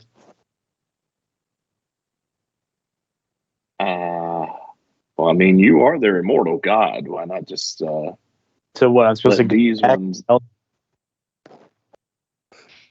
I'm going to assume you're having this in a modicum of privacy away from directly in front of these people. Yeah. I mean, maybe you can have them perform a test to see if they can push the crank, and if they fail, you send them back and like they're not worthy of your holiness. I don't know how you gods do this. We will perform a test to see if all who've come are worthy. Praise be! They all shouted it. And I just do exactly what he said. Yep. Basically, at the end of the day, it takes 2 of them to equal 1 crew member. So 20 is essentially equal to 10. Okay, but we're sending back the ones who can't turn the crank. Tell them to that's send one. if they work. That's the ones if they work together. I'm just letting you guys know for the math on crewing these ships. Okay. They equal So 10. that put us below the minimum needed to keep the boat going, because it'd only be 10 people and we need 15 to get this boat going, even at half speed. So we essentially have 40 and we need 40 more crew. cultists. Okay, I'll fix this. So I go and basically I'm just gonna go back and I'm gonna like teacher count heads. Go 1, 2, 3, 4, 5, 6, 7, 8, 9, 10. Come on. Yeah, after Get they ones do, with more flesh than metal. after they do the whole crank thing, they all gather around you, Freya, and be like, "Did we pass the test, Exalted One? Are we worthy to assist you on this holy pilgrimage?" Sure. A couple of them start crying. Just tears of joy. It's like the moment they've waited for their entire life. Your Holiness, I suggest that we get at least 5 more of their newer members who have not undergone the transformation yet to help serve on the ship. I will also point out for your guys' arithmetic, you guys can count yourself too. You know that, right? Because you and your cohorts. Like one person needs just enough as long as we don't lose anybody. Yeah, like one of you has to steer one of the ships, which isn't counted in that 30 crew that's required. But like, if you want to fill in a role, unless you want to treat this like a day cruise, which you can. Jiggles, question: if we do say capture another ship, what's to stop us from using the people we capture as labor to pedal the ship into port? On the off chance that we say, hey, if you do this, we won't sell you when we get back to port. So then we can essentially just have some free labor and they get to be off scot-free. Assuming they don't mutiny the first chance they get. That's why we, chain them up or something maybe. Yeah, you can chain them to the crank, but they have to be alive. Yep. Yeah, but that's what I'm saying. If we keep them alive, instead of saying, hey, when we get to port, we're just going to sell you, and if no one sells you, tough luck. I mean, although... Jiggles, you would know that there's always the possibility a slim percentage of them will just fully jump ship if you cut them in on the profit. Like no selling, no threat. Just be like, hey, you want to share? That's a good point, Fergus. They'd be like, fuck yeah, I like getting paid and not dying. So it doesn't mean we have to have a full complement. If we, even if they don't take a profit, like if the ones that are the 2 most uppity, we can just strap in and tell them to pedal if they don't want to be thrown overboard. Yeah, I like where your mind's at. Fun fact, that's how Caribbean pirates got a lot of their crews sometimes, is they'd be going on a ship, they'd be loading it off, because contrary to what fiction says, most of the time they just like intimidated people into giving them shit, like a common thinking on the high seas. Fighting equals chance of getting hurt, and getting hurt is usually death on the open sea. But occasionally some of the like deckhands that worked on those merchant ships were like really not treated well, because they're essentially just the minimum wage employees of ye olden time, like at retail. So then a pirate's like, hey, you want to come with us? You're basically doing the same thing, but with guns, booze, and prostitutes. And they're like, yeah, I'll take that deal. and a lot more pay. And some of the pirates were like, you get a vote as to what we do next. Most pirate ships were actually pretty democratic. And like captains would occasionally step down if there was a vote of no confidence, and they'd just go back to being a crew member. I mean, obviously the famous ones like Edward Teach, Blackbeard, had a reputation, so he just kind of stayed in charge. And I mean, you already meet all the requirements working for the government. You already have sold out all of your morals, and you know how to work a boat. And you see, that's why you make lateral shifts in employment rather than vertical ones. This is a lot of the stuff we will be doing in Skull and Shackles as well, which is why my knowledge of pirate history is going to kind of eliminate some of the stuff that people on like Reddit and stuff complain about Skull and Shackles. Like, if one PC becomes the captain and they just become a boss, I'm like, you guys don't know how pirate ships work.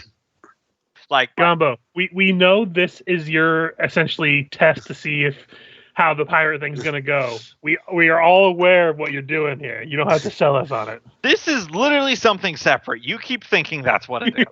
I just like tormenting you about it because we were always talking about pirates and then we started doing pirates. You're very much failing at tormenting me then. Oh yeah, I'm not saying I'm trying hard. And Jigless does a little pirate jig in front of you. But I thought you're jigless. I'll just never forget when y'all get captured before I introduce my new character, and Richard says, if Cope's new character is a fucking pirate, I'm gonna hang myself or something like that. Yeah. And then we had that very Jack Sparrow entrance I planned. And Cope, why do you think I'm now a ghost in the machine with you? Welcome. It's surprisingly wet in here. Well, All right, baby.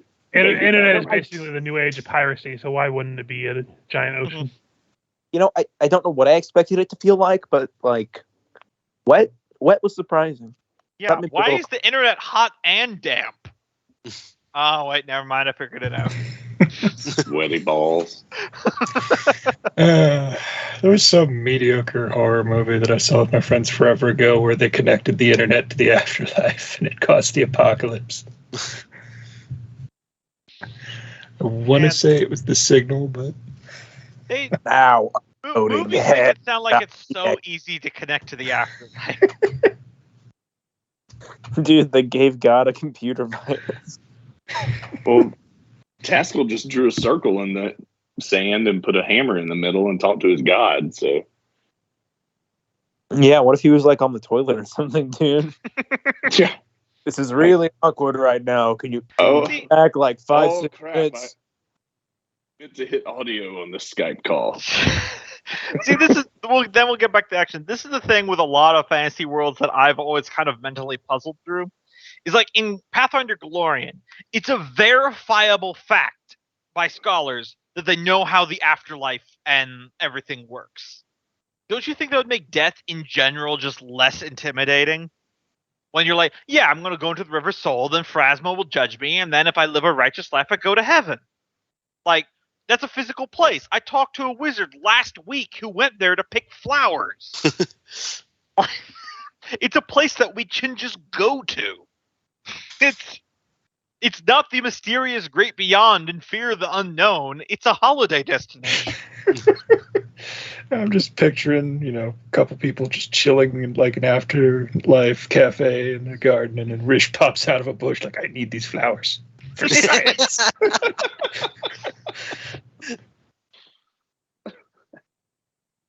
Eats them, disappears. Yeah, like that was the joke that I always had rattling around in the back of my head during Away to Wicked. I'm like, if at any point Manfred just wanted to be done with this shit, obviously had a plan, he could just use his horse to plane shift the Axis, the lawful neutral plane, and it's just a big city where you can just buy shit, and he could just stay there where it's so perfectly lawful no one would come for him. Anyway. Was there anything else you guys wanted to do this day, or do you want to jump to the next day when the crew shows up?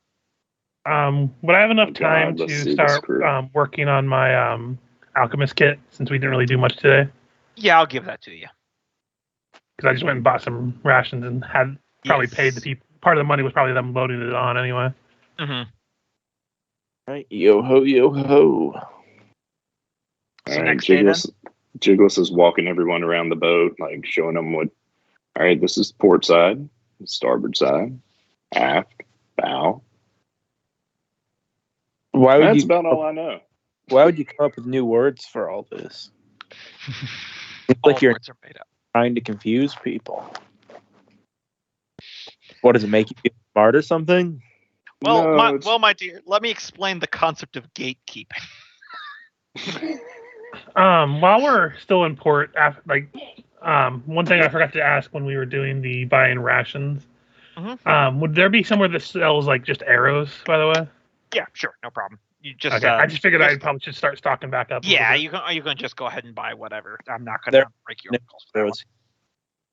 They have ballista bolts, not arrows. They haven't invented the arrow on this on this island yet. No, it's just a rock tied to the end of a stick. It's just like a blunt rock at the end. They haven't figured out the sharpening process yet, so it's just like boxing glove arrows.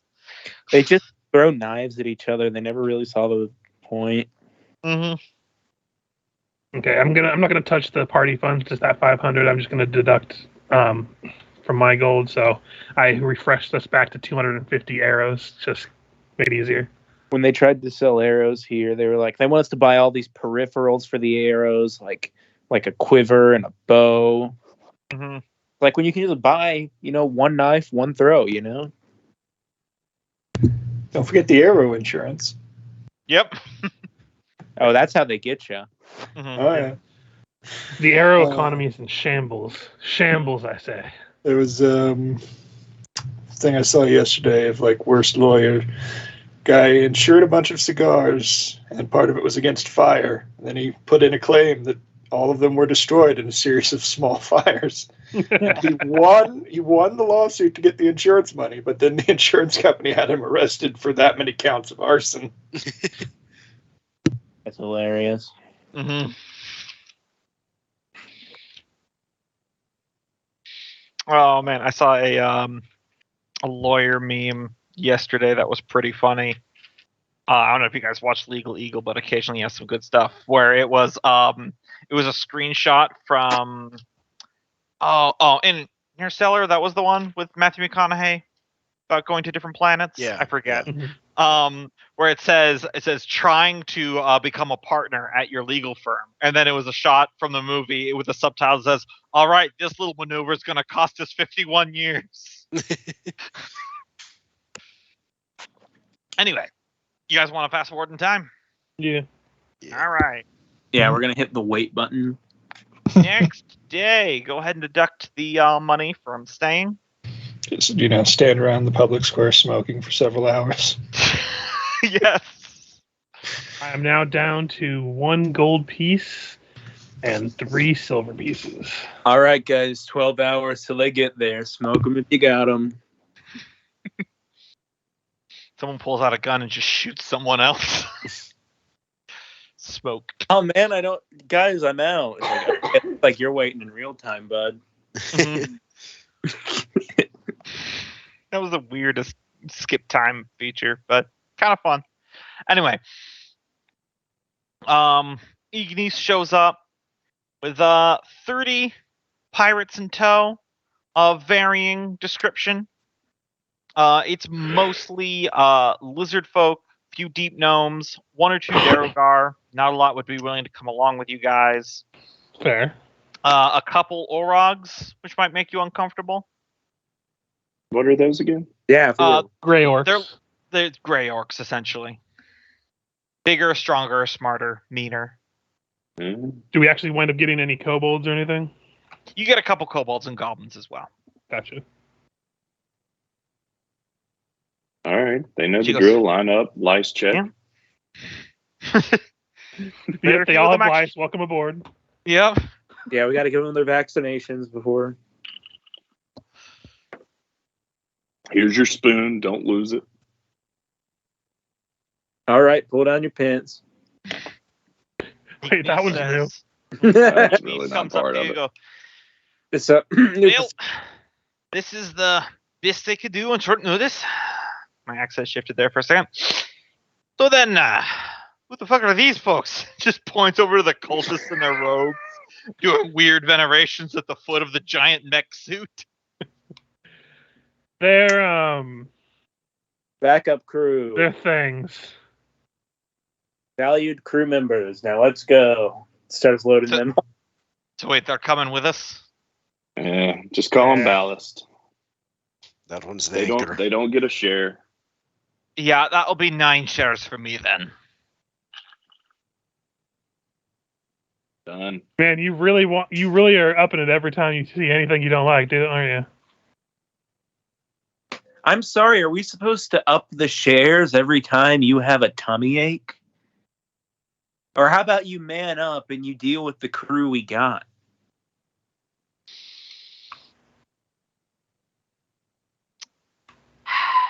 All right, that's fair. I respect it. Any of them can cast spells? I look over at Freya. That's a good question. Well, I don't know. I just look back at them while she's thinking. Any of you can cast spells? Can opener. We stand in the glorious dark light of the black iron. It's a yes or no question. That would be a no then. That'd be a no then. Oh, it says Ignis. This is gonna be a long voyage. Okay, no worries. No worries. Fair enough. 8 shares it is. Can't blame a girl for trying to, get more drinking money. Wasn't your As share? I put together a crew in, I don't know, 30 hours. There's room for negotiation once we actually get our spoils, but we'll see from when we get them. Yeah. What's our spoils going to be, by the way? I just look over at Jiggles. You want to handle this one? We're hunting the ship.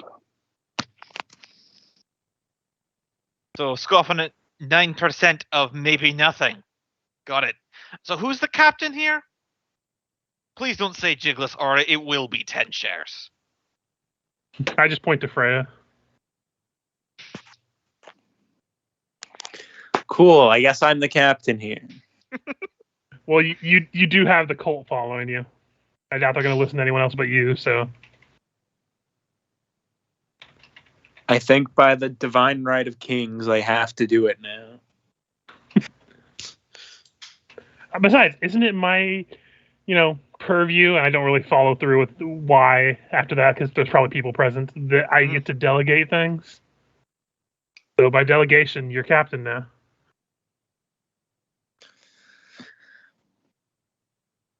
Anyway, Look at you. You're the respect the crew you captain.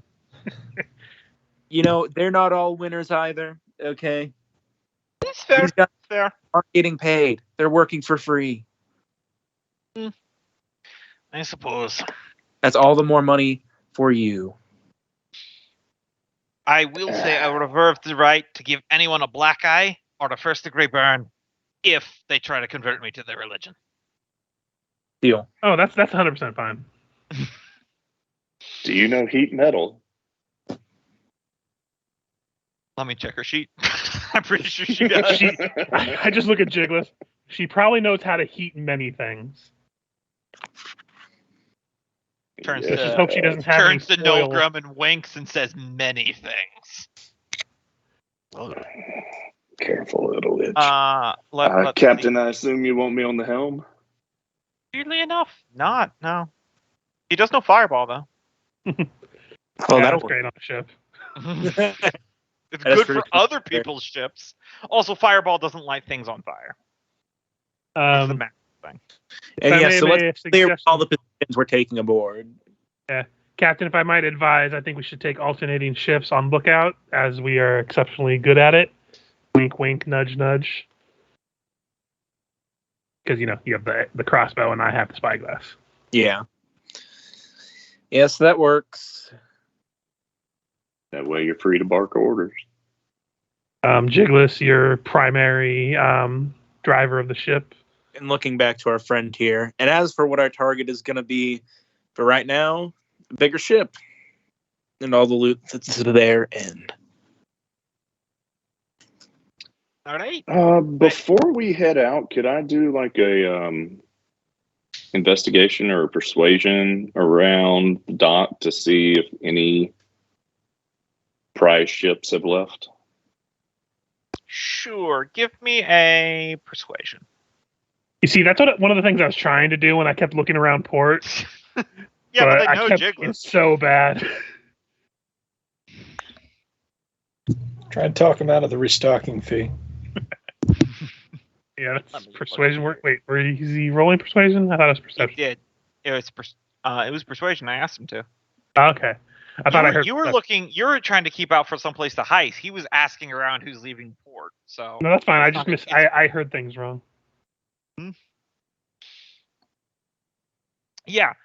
You do hear that there is a Tubo whaler that is going to be heading up towards the direction of the Sea of Amber Mists to see if it can't bring in a bitter whale, just like Captain Greymore Hellspit just did recently. There's usually good money in bringing back a whale. That's a prime target then. It won't be much for plunder. But fellas, if we wait until maybe they pick up a whale, we pick up their ship and their whale, we get their ship, get to sell the whale, and get to sell the one bow. Sounds like a plan. And I assume they're a little bit less maneuverable when they're towing a whale. Yeah, that is very fair. Right. The only thing you don't Granted, know is we do after them. Sorry, I had a whole lot of breaking up there. If we do go after them after they get the whale, they will be weaker, but their ship will also be damaged because it does acid damage to the hull. Good point. Well, maybe we can. When did they leave? They have not left yet. And at this time, because for this, literally the exact reason you're doing right now, people don't often share their heading. So you're uncertain if they're going north to get around to the Sea of Amber Mist, or if they're going to be going west through the Sea of Black Glass to get there. You are uncertain which direction they're going to be taking. All right. But they haven't left yet, so... They have not left yet. Remember when we were joking around about converting my suit into a submarine? Did you already do I that? think that was a joke. Yeah, no, I was gonna say, but we hadn't like talked about it yet. So I was just gonna say I did that, by the way. Yeah, you totally did it. Because I remember you taking the time to do it. Wait, what did you do? Just do you have the picture of your new mech suit? We've seen it on a battle map before. Yeah, we've used it. It's a Big Daddy from BioShock. Yeah, it essentially is. But it can go underwater and... But yeah, it looks like that. Attack. So I say we wait until they put out, and then we put out, and we just happen to be going in the same direction. And then once they get out of Stone's Throw, is it okay to launch an attack in the Gaunt Sea, or will those creatures start attacking you? Yeah, probably kill everyone. I mean, as far as you know, you guys are tough, but yeah, the sound of a battle will absolutely draw everyone in. And we're in the Gaunt Sea? Yeah, you're in the Gaunt Sea. That's why the big bell keeps ringing. It keeps them away. But once we head out and are away from the bell, we have to be completely silent while in the Gaunt Sea. It's genuinely bad form amongst most import pirates to do that, because it's not only very dangerous to do, but it's just kind of like, I mean, pirates like to be lawless, but there has to be like some code of honor, otherwise all this will break down. Well, how did the pirates we were with get away with fighting the bitter whale? It was before they got in there, I thought. Yeah, they picked you up in the Sea of Black Glass. Okay, got it. So, are you saying that it's bad form to tail another ship? Well, it's not bad. I mean, like they'll see it coming, so it won't be a surprise. But that also means that because you're not certain when they're going to be shoving off, that means you will be sitting out at the water in the dark, in the middle of the Gaunt Sea, having to remain completely silent for possibly days on end. Well, I was thinking we don't shove off until they shove off, and we just happen to shove off at the same time. But that would depend on how many days they're going to be. Faster just to find their own, or kill it and sell it for money. I mean, because these pirates that you hired are wanting their pay, and so you're asking them to sit on the ship and do nothing with no possible prospect of being paid. What about just heading straight to the Sea of Amber Mist and seeing if we can't pick up another whaling ship there? Before that, Gumbo, the spyglass has pretty much unlimited dark vision, you said? I mean, technically speaking, there's like the horizon There's line and horizon everything. stuff. Yes. Yep. But could I look out and see if there's any boats that have already set sail that have not broken horizon line that I might be able to see that we could head toward them? Give me a perception check. Here comes another nat 1. No, 6. You do see a another. Well, actually, let me just roll randomly to see what it is. It's a boat. You got it lucky. There's a two-bow that is currently looks like it's heading. If we were on the big map, it would be west. I would inform them, like, if we head out now, I can see a boat in the distance that's heading west. If we can follow it, we're far enough That's away that good. they won't see us coming. That's heading All right, towards I'll hit the sea of black glass, and that's where we could, if we can catch up with them, that's where we could make an attack. What's in the sea of black glass? The place we were in, it's all this obsidian and stuff. Terrible Gotcha. black glass that you can't really see with the dark vision. So if you're not careful, you can slam straight into it.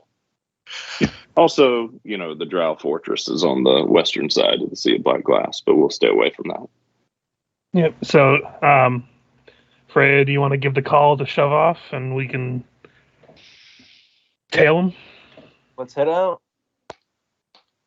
All hands on deck, everyone. Got a target. Obsidian. I think they call it obsidian. That's what the black glass is. It's giant pillars in the middle of the sea, and you can't see them. Yes, we know the names of rocks. We're dwarves. What is? I forget. My first word was malachite. Who was she? As you Sister of guys, Lapis. as the orders go out, the cranks on the wheel start going, and the scrimshaw starts pulling away from port while you're still within area effect of the bell. Ignis comes up to you, Freya, and goes, "Well, Captain, should we have running lights on or off for now?" I'm sorry, can you say that again? Should we have running lights on or off? Basically, do we want to light up our ship in the darkness? Yeah. Let's keep those off, right? Because we want to tail them. Yeah. Until they turn. Like, are theirs on? Uh, Looking through the spyglass? they are on currently, but they might douse them. Gotcha. I'd say we follow them for now without our lights on. As I'm sure Jiggles could tell you, having lights on or off in the Sunless Sea is a push we pull you. It's far more likely to draw in dangerous predators, but it also helps you spot environmental obstacles a lot more easily. Yeah. Until we get closer to where I think until Jigless rather knows if we're getting closer to the Sea of Glass. Probably turn them on then, but before then we probably should just sail dark. All right. I'd say go dark and quiet, and I'd go below deck and talk to the crazies and tell them to not wait. I'd go to their god and have her advise them not to speak a word. Tell them to take a the vow rest of of the- silence until you say otherwise. Yeah, Yeah, they the know rest of the they know crew- what's up with the Gaunt Sea. They're Okay. crazy, but they're not quite that far gone, thankfully. And dwarves, it is can't be more emphatic. Don't say a word out here. Now, I think it's a good idea before we get into combat here to take a bio break. Oh, you still have to Okay. track. You still have to track them down. Oh, okay.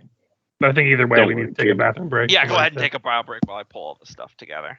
Jigless can do that. He's a superhero. Best navigator on the Gaunt Sea in this boat. Yeah, I think Julia said that once. They say he has the greatest mind on the Gaunt Sea. He told me that. He does. Unquestionable. Oh yeah. See, you guys are on that map, so I'll just take you over to where Dinport is. There we are. Hope you're ready for some adventures on the low sea.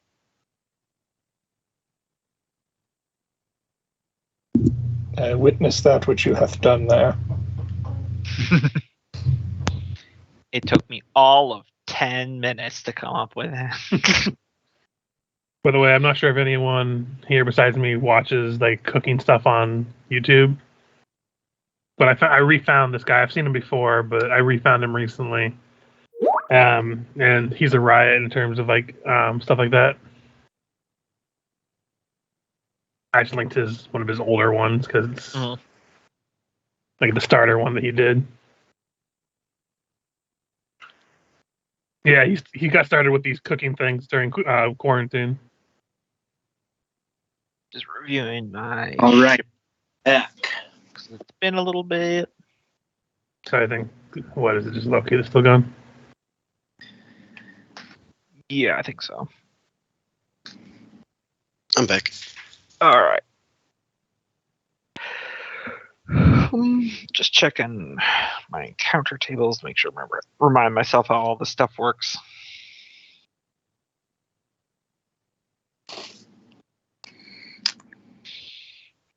Little did we know the captain of this boat was a Tarask. Gotcha. Okay. I am good to go. Is everyone back? Yep. All right. So you guys should see yourself on the over map there. Yep. Mhm. So, your one bow can move, I believe I said 96 miles per day. So if you want to divide that by 12, that's how many hexes you can move, rounded down.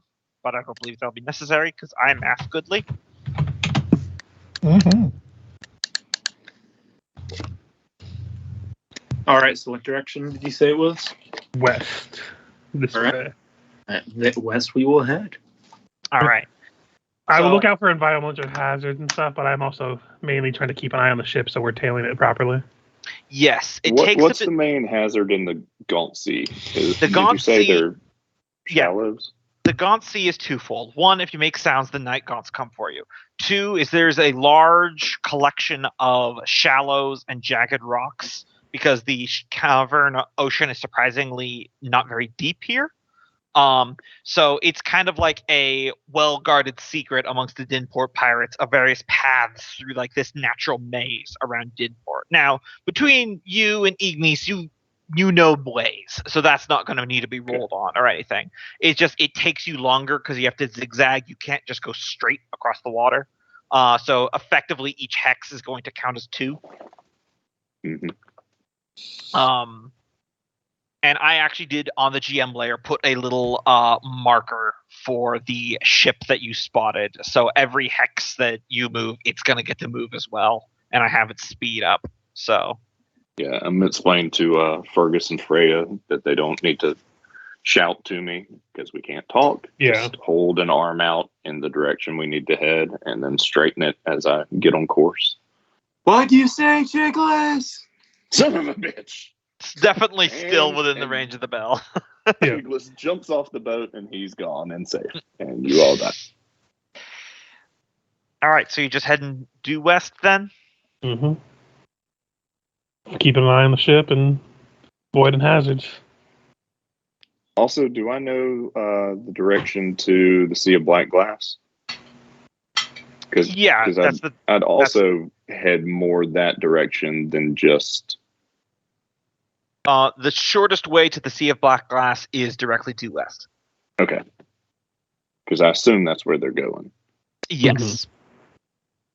So, hold on, let me quickly mask this out. Yeah, you can move 8 hexes, but it costs 2 hexes to move through this one in the Gaunt Sea because of the zigzagging. Yep. So let me move their ship.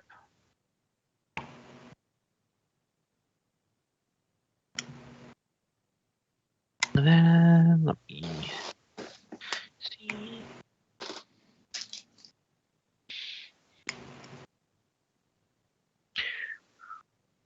Okay. So then you guys will continue due west. So I'll reveal the next one. Oh shit, Oh, it's a did I- corner. Run. Okay, good. I thought I did that on the DM layer by mistake. Yeah. So there is a. Well, I'll just reveal just a smidgen more so you guys can kind of see this.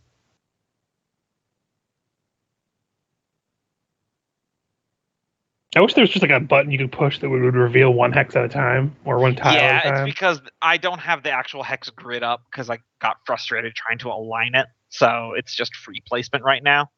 Yeah, but I mean, even so, I don't think there's actually a way to just reveal one hex at a time by just pushing a button. There isn't. The only way I guess you could do it is if maybe no. If you make it like an area reveal of the token and then put the area by like 0.4 or something to only reveal like the tile you're on, exactly. It's a little fucky. So it is. Yeah. So here we have the opening where the cavern walls meet, and it's opening into what Jiggles knows will be the Sea of Black Glass next. So we sail through the hole. Like, is that the way the boat's been going? Did I see the ship go that direction? You can give me a perception, and Loki can also have his familiar give a perception as well. Because it had a head start on you, so. Yeah. Can you send your familiar to for tail like it? 4 weeks? Well, he only can see through his familiar's eyes for like 4 miles. Or whatever it is. It's not infinite. But with that natural 20, Fergus, it's definitely already gone through this area and you've completely lost sight of it. Yeah. But at least we know it's this direction it came through towards, so. Yeah. Once we get to the Sea of Black Glass and it opens up a little bit more, maybe they'll have their lights on a little bit more or something, so. Mm-hmm. But yeah, I guess we sail through. Okay. Interesting fact, the helm is just as perceptive as Nolgrim. You guys have... So not at all? Pretty much. -1. So this will be your effectively 5th hex travel today.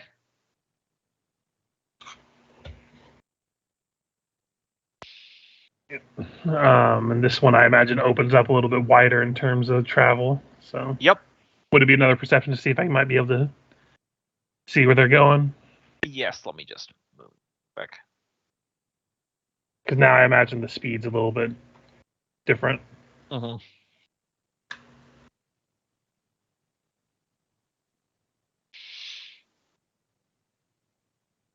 And since we're in the Sea of Black Glass, I imagine we do have our lights on now. If you guys want, that's up to you. Since we can't see the pillars without it, I'd imagine we would need it. You can see them, it's just you have to get a higher perception roll. I'll just let you know. Yeah. I still think the lights on are probably safer. Okay. Again, people could disagree with me, but I'm the only one talking right now. So. Yeah, I don't know what anyone else thinks. Yeah. I agree. It's a good way not to run into a pillar of obsidian. Do we have... I'm trying to see if we have any cantrips or anything that we could use, like lower lights, so we don't give off. I mean, the only cantrip is like light or dancing lights, and that's just as bright as the torchlight. So. Yeah, it's an area of complete and utter darkness down here. Anything more than 0 is a lot. What if we had something cast like just below the water line? So you mean that you're shining a light into the underwater where all the sea monsters are? Fair point. Yeah, I don't think we're going to get out of the fact that we're going to have to be revealed at least a little bit. Mm-hmm. I mean, which means there won't be no surprise barrage or anything, but at least we won't risk hurting our ship before we even get into a conflict. Mm-hmm. That's better.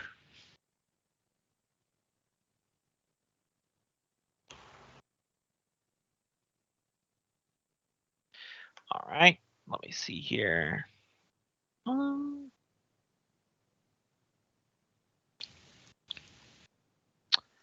Okay, so go ahead and give me a perception. Boo. Yeah, you're not exactly certain. Before you say no completely, I have to go back to the fighter scout because I think I can add a D8. Sure. But I have to go look because I can't remember what exactly I can add with my thing. And give it a second, it's loaded. Mm-hmm. Okay, yes, I can. So D8 on top of the 12, so that'll make it an 18. 18. Yep. All right. Yeah, you still don't quite see them. You do, however. Let me double check here. Yeah, you do see that you're currently on course for a pillar of obsidian currently. Thankfully, for between your lights on, you automatically spot it ahead of time. So whoever is the driver, which I believe is Jigless, will need to give a strength watercraft check, DC 20. Ooh. That's a high DC, damn. Before you, because you have to move, but let me explain this since you spotted it ahead of time. If you make the check, you take no damage. If you fail the check, your ship's hull only takes 1d10. Actually, can Nolgrim like to use this time to use the helm to cast aid on Jigless? Yeah, absolutely. I was just going to let you guys know that because you're using the lights, even if you fail, the ship only takes 1d10 damage, which may or may not overcome its damage threshold. If you were caught completely by surprise, then it would do 3d10. So even if Jigless fails, which he did, there's still the possibility, if I pull up, if you look at your ship's hull. What does it say that? There you go. Damage threshold 12. Yeah, I thought aid did like skill help, but now it gives max hit point help. Gotcha. So never mind. See, that because you had the lights on, even though that Jigless scuffs the paint a little bit just on the edge, it doesn't actually harm the ship's functionality, so you're fine. Careful there, all hands and legs inside the vehicle while we're moving. See, you guys were so panicky there for a second. I just look over at the pyro lady, and I'm like, I see what you mean by Jigless, by the way. Yep. Some folks tell me he's an acquired taste, but I don't think that's ever happening.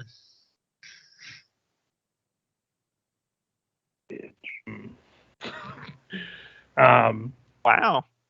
Jigless, that's me out of character. Jigless, do you know anywhere in particular in the sea glass that they hunt for those whales?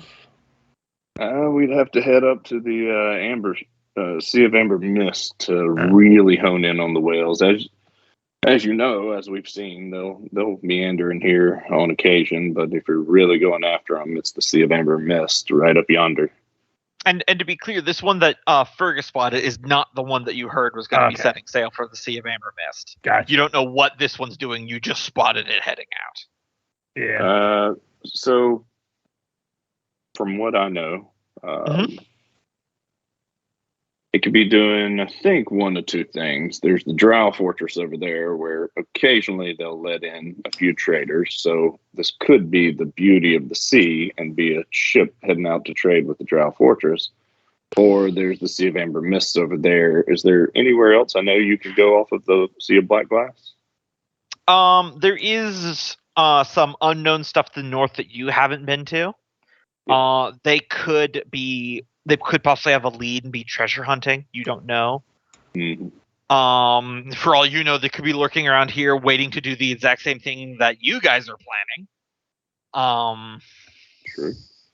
So do y'all want to head to Sea of Amber Mist to try and pick up a whaling ship, or do y'all want to head closer to the Drow Fort to see what we find? Well, if they're going to be trading with the Drow, that could be a good way to fuck up the supply lines of them. We've had some issues with them in the past anyway, so I imagine we don't want to get too close to it, but if we can get close enough to see if that's the way they're going, we can decide then, and then if not, we can just turn back and hope for the best with the whaling people. Okay. So head on over towards the Drow Fortress and see if we can't pick up a Drow ship. Or just a ship that maybe that ship's trading there or something. That's again, I feel like I'm the only one talking besides you, so I'm not sure if anyone else has any difference of opinion. I'm the only one with any knowledge, so yeah. And well, I mean, like what we should like of the choices we have, what we should do. I mean, I'm up for trying to see if the ship is leading towards the Drow Fortress, but Let me say it this way. Don't know Turn which around to direction all of the they went. dwarves. Do y'all want to go fuck up some drow, or do y'all want to go kill some whalers? Did we lose track of where the ship we were following was going? Yes. Yeah. Okay. The DCs are stupid high, and Well, my also- perception's not the greatest. I'm also tracking it on the map, and what it was is that by the time that you guys were exiting the Gaunt Sea, because it slowed you down, they were able to go full speed, so they just have a lead on you. So they kind of They basically got to double move ahead of us once they got through the tunnel. yeah. Yeah. I say let's keep going this direction a little bit longer and see if we can't spot them. If they didn't indicate that they were going any other way. Yeah, if they were heading we towards don't the know- Drow Fortress, we don't it know would be what going to the direction they west. came. We don't know what direction they went once they came into the sea. If you can see right here separates two seas. We were in this sea. We're now in this sea. So they could either go this way towards the Drow Fortress, or they could go this way towards the Sea of Amber Mist. If they're whalers, they would probably go that way. If they're trading with the Drow, they'd go that way. So we got. And you said this was a Tubo ship that we're tracking? Yes, I rolled randomly. That's what the 1d3 back there was for, to see what bow it was, and it conveniently came up as a 2-bow. So, good for you. So I mean, is it too much to ask if it looked like a whaling or like a cargo vessel? I don't think Fergus would know based upon sight, Okay. because That's A, why, this isn't like his domain, and B, it's so hostile down here. Would there be a difference in weapon loadout between a cargo vessel and something here to kill something? Yeah, here's my advice: is if we got on the trail of a trading vessel, that's going to be the best plunder we can get. Well, yeah. And so we're only going to get that plunder if we catch it before it gets to the Drow City. that's what I was thinking. If We we- head west. If we don't see it and we don't catch up to it, we Like, just Then turn we back can around. head this way Yeah. because the whaler, it's going to be more valuable on the way back. So That was my line of thinking too. Makes sense to Yeah. me. So, yeah, I mean, we head towards the direction probably of the something Drow Freya Fortress. would be more knowledgeable on than Fergus.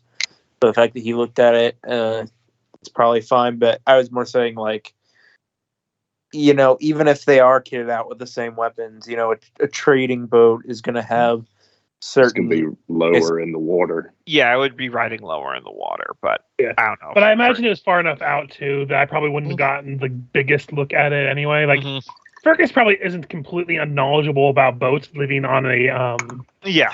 a port city, but it's kind of hard to see a distance even in bright light sometimes. hmm And seeing as I had a spot through a spyglass, I say So we is head that- towards the direction of the Drow Fortress and see if we can catch Yeah. up to it, and hopefully it's a trading vessel. Which boats are faster? The bigger, the faster? Generally speaking, the bigger the faster, because they got more people turning bigger wheels. Yeah. That makes sense, as opposed to like sailing ships.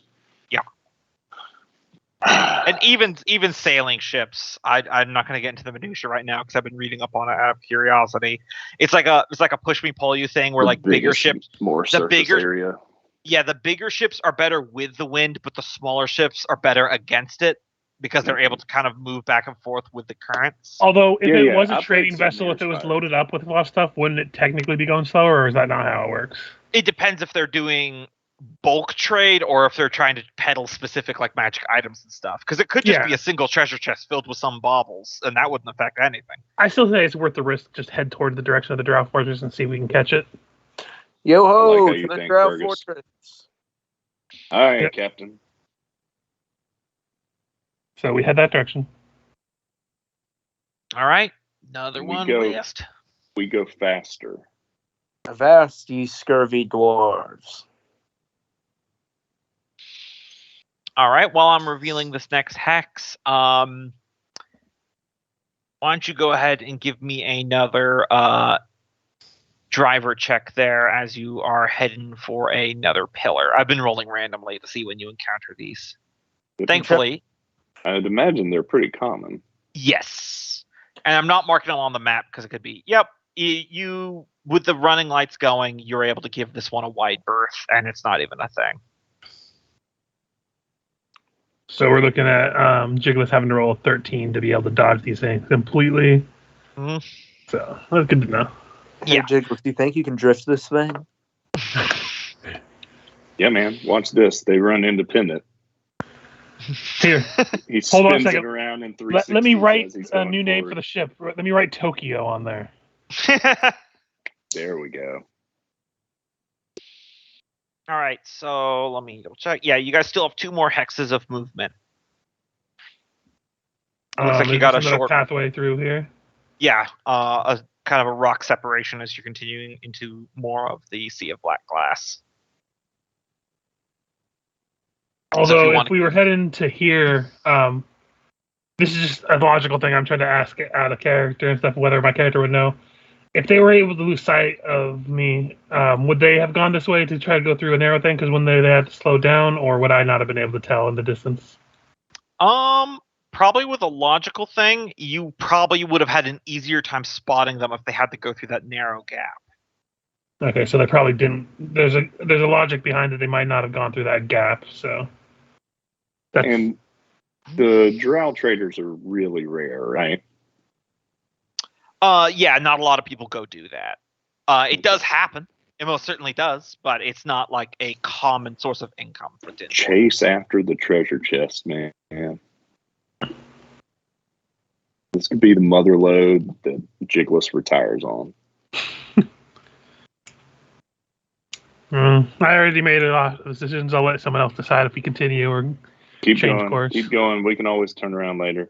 Or we could always, I don't know how y'all feel about the drow, but we can always take a drow warship.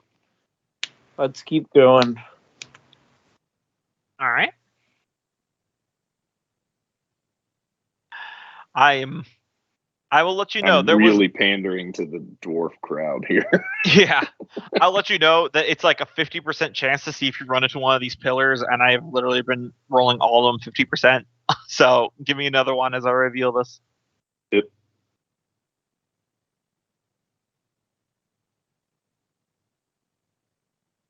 Yep, you're good. Probably if you rolled a natural 1, I would roll. It's like a reverse critical. So like it would do double damage. So that might actually damage your hull. But Jiggles is really feeling the air. Hi, Captain. It's all coming back to me now. We're good to go. All right, and then you want to move, keep moving directly west. Do I know exactly where the fort is? Or the general area? I'll just use like a little arrow here. In more northwest? Yeah, it's like this direction. Okay. Well, we're going to... Captain, I'd advise we head a little bit more north. It's more west than north, but... I say we go out one more and then start going upward because we don't want to be too close to the walls. Yeah, sides of the caverns are dangerous. We've learned this already. Use the last hex of the day. Oh my god. 4 in a row I've rolled for those pillars. 4 for 4? 4 for 4. Oops, wrong check. Oratory. I'd talk it out of my way. Oh yeah, can I drift past that one? Oh yeah, you definitely do. Like 360 around it? Yep. Someone in the crew says deja vu. I've just been in this place before. All right, so this is a new day because all these hexes of movement have been 24 hours of travel. So like long rests and everything are Mm-hmm. What's one of the beauties of the ships? Running in the mindies? Oh yeah, would we have healed from when I got the shit beat out of me? Oh yeah, absolutely. It's been a couple days. And that was non-lethal anyway. Yeah, so... It's very good. And we don't see any ships or anything on the horizon this whole time? I've been waiting for him to ask me another perception roll, so... Yeah, you can give me another perception roll, and and Nulgrim can also do it since he's probably using familiars. I'm going to use my D8 to add to it. So that'll be a 22 perception. And 6. On a 22 perception, you do notice a small speck of light in the far. Let me in like this vaguish direction. It looks very far out, but if it is another ship, they have their lights on like you to try to avoid the pillars. Yeah. I would let the ship know. See some light in the distance. Could be our payday. Tally ho, bitches. Head after them. Yep. All right. I will keep my eye on it in case it's like turns out it's just the light of the fortress and we're getting closer to it or something. And if that happens, maybe slow a little bit down. Break! Heat up. We're almost there. New plan. Storm the fortress.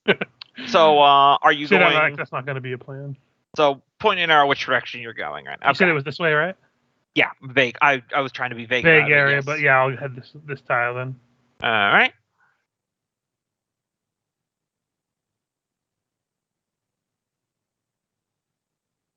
Can y'all hear that owl? No. There's an Hey. owl sitting outside my window. I- Hooting like he's a bluefish. I finally rolled and found that you guys did not run into a pillar here. All right. Okay. I feel like Jayless was just running into him on purpose to show off. Absolutely. So you want to keep going in that direction? Do I still see the light at all, or? It's still vaguely in that direction. It's moving. If you want to reassess heading, it's going to be another check, but then it's a possibility you lose it. I say we keep heading this direction for now, as long as I still see like the vague glimmer of it. Yep, that tracks. So, I guess head one more.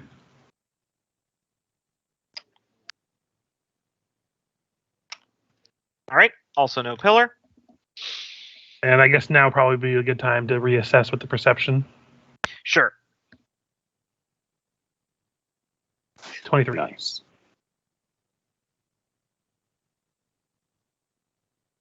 Keep trying, Logan.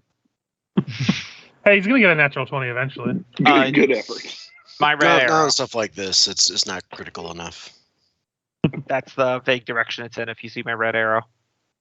Okay. Does it look like we're gaining on them? Is the light the same size?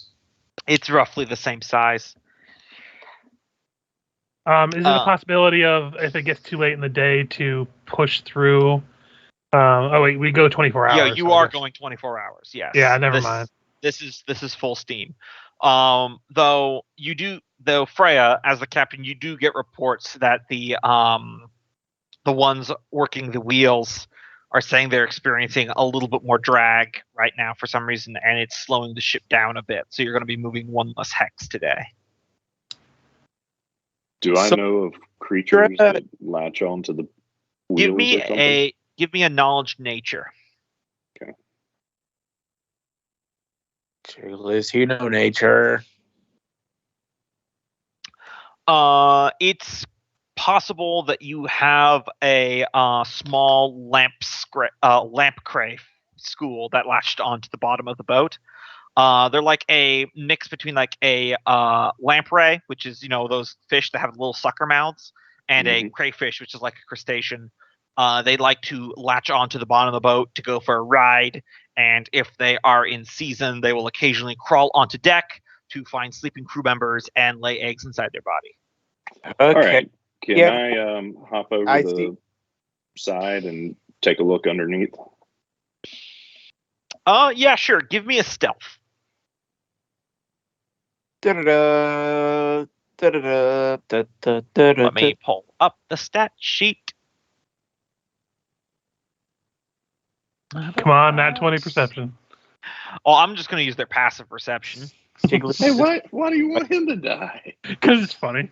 Not die, just Become Just impregnated. I was gonna say become a mommy. Lamprey. Yes, they do not. Gumbo's see getting you. his revenge. I'm a They do not boy and I'm see not a you. rat folk. So let me. Well, you are a fishman, and seahorses, the male carries the children. And also, This is true. if you were descended from a clownfish, you just adapt if you aren't surrounded by enough females. Yeah, just flip over and become a male. Wait, become a male. There are a couple of fish that. Wait, back up. Become a male. Well, what do you yeah. think is the jig that Hey, he's you referring haven't to? checked- These without jig. Yeah, This is you fair. haven't checked the. Jigless, you see 6 lampreys clinging to the bottom of the boat. Alright. I will let you know they're not small. They are small-sized creatures, which means they're about 4 to 5 feet from end to end. He's All gonna right. hop back out and say, "We got a little lamprey infestation on the bottom. Who wants to become a shark?" And Nolgrim raises his hand. It's like a I feel like T-Rex that's just of the theme. sea. Yes.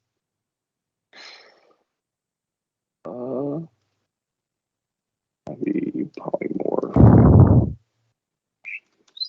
think it's a Giant shark is Giant CR5. shark? Yep. Yeah. I can link it to you if you need it. I just Yeah, if you don't mind. I just always have the 5e tools up in case I need it, so Yeah. I just went over to Bestiary and sent it to you. and Freya, your suit can take you under. Yeah.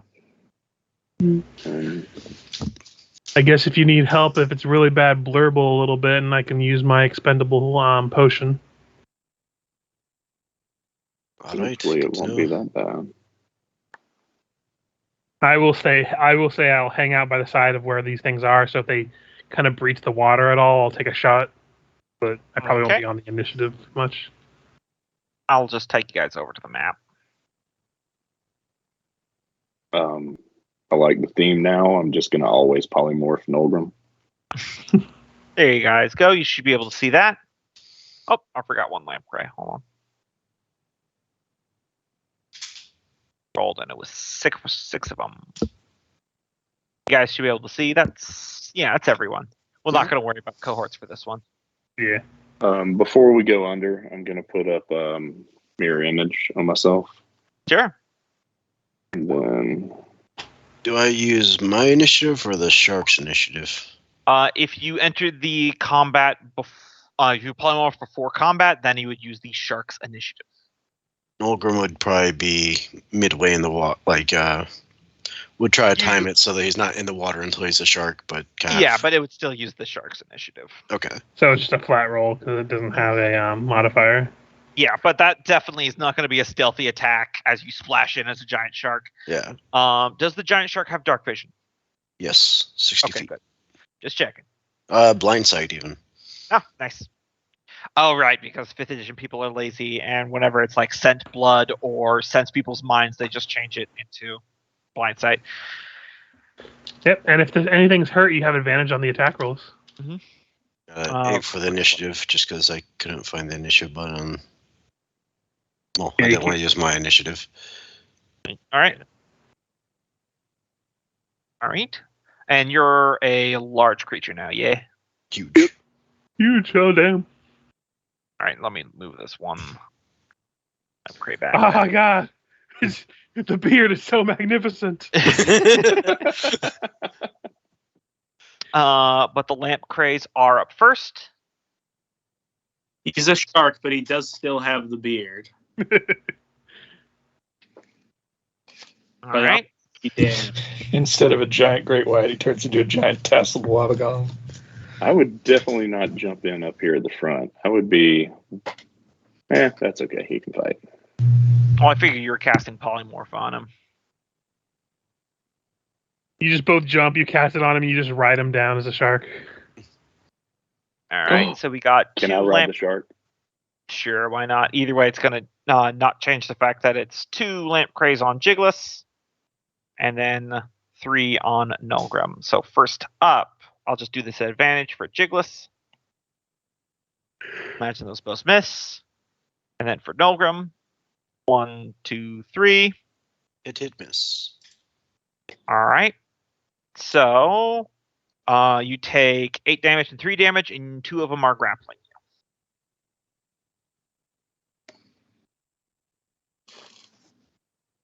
And now it is Freya's turn. All right. Gonna shoot this one with a cannon. Mm-hmm. That is a name for a shark. Spotted Wabagon. Let me check its AC. That will miss. No. All right, then I'll walk over here and use my bonus action attack. All right. Swim. It's as beardy as a shark gets. Yeah. So this is a little bit underwater. So any attacks from the deck of the ship will they'll have cover from. But that will hit, and that'll do 10 damage. It's very nearly dead, but it's still alive.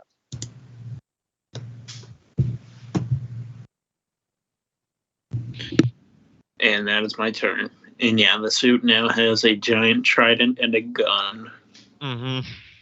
Jigglis. All right. He's gonna swing away. Rapier works underwater. Yes, because it's a piercing weapon. That'll miss. Still get one more. That'll hit. Why do you get 3 don't know. attacks? Yeah, no, I don't. Which one are you targeting? The one up top. All right.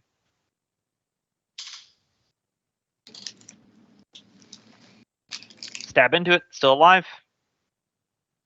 Null Shark. Null Shark will bite at the one that is injured, because that'll give me advantage, and I'll help ensure that one of these guys goes away. Mm-hmm.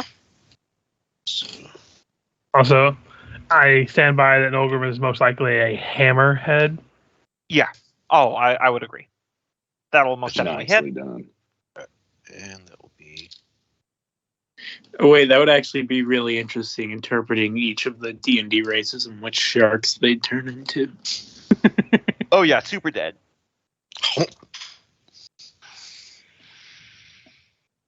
Nulgrim's gonna polymorph back and just be all of a sudden like, oh, I don't feel so good. I ate too much. Daskell?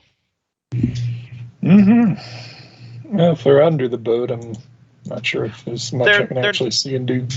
They kind of swam away when they saw the shit was coming, so you can attack them, but I'll just increase their AC as if they had cover since you're not underwater. Wait, that's an interesting Come question. on, shoot some random bolts at your friends. Yeah, I mean, I can always drop a hammer. Yep, It's that's not true. like we're doing much else during each adventuring sailing day. I mean, you could reach the other ship today. You don't know. Because remember, this isn't 8 hexes is one day. Oh, yeah, so it's a long time, but that'll hit. Not gonna get them if we can't speed it up. whichever one is weaker. Yeah, they were both the same. Neither of them had been hit yet. Hmm. So, that one, Fergus. Let's see. I am going to use my steady aim feature. Sacrifices my bonus and movement action to gain advantage. We'll just make it a flat roll instead of disadvantage. Mm-hmm. And I'm going to shoot this one that's clinging to Nulgrim. Okay.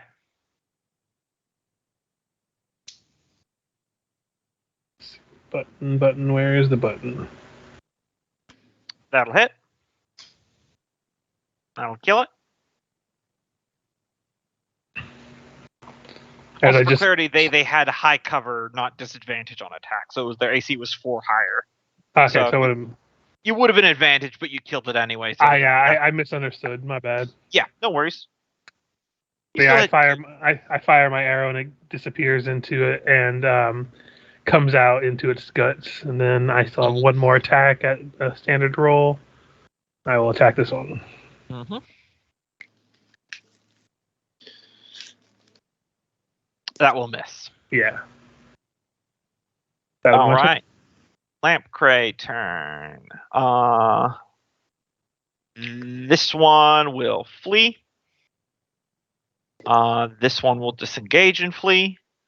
The wounded one will continue attacking Jigless, and the one that is grappling, Nilgrim will do this. Ooh, that hits your AC. Mm-hmm. So I noticed the name. Mm-hmm. So you have fun reading that while I roll this attack on Jigless. Oh, that'll miss. So you guys can see the effects of that implant eggs attack as you take 9 points of acid damage. Mm-hmm. As this little acidy suction mouth burrows into your flesh. Didn't even buy you a drink. Nope. Wow. You got fucked.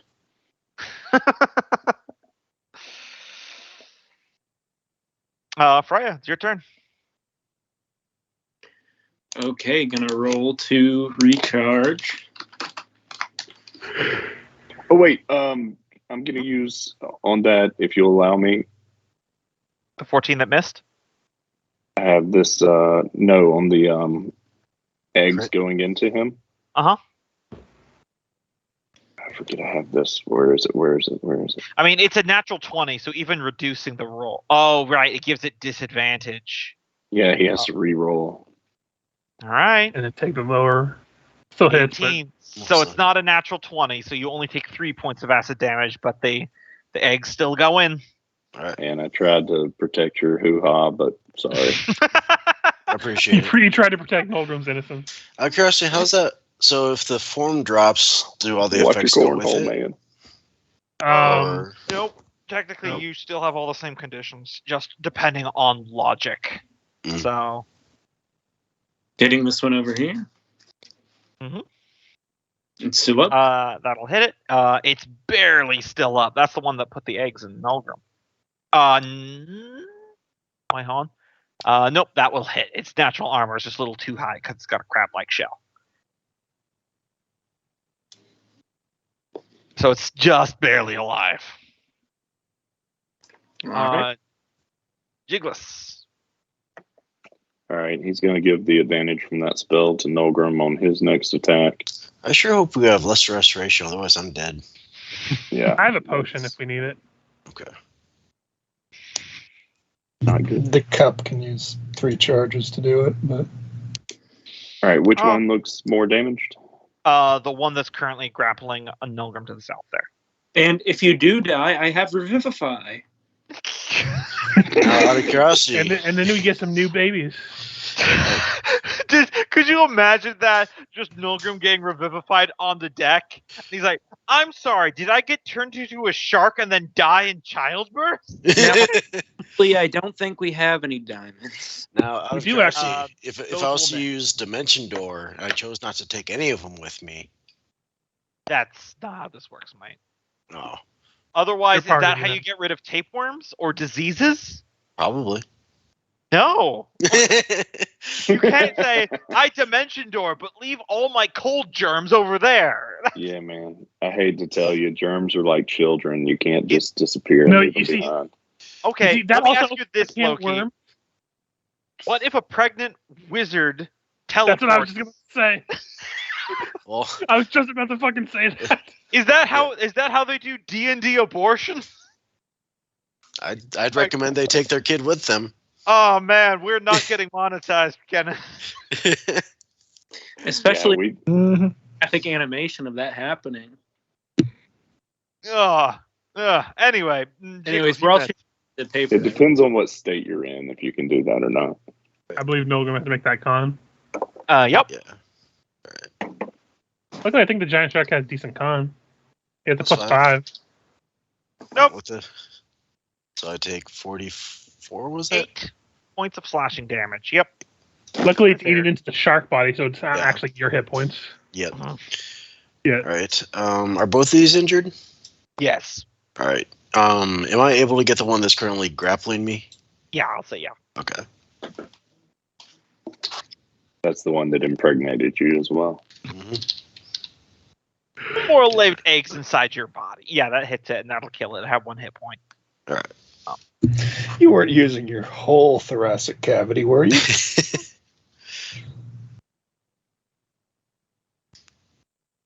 And I only get 1 attack, so that's it. It's because your Sounds- damage is so much.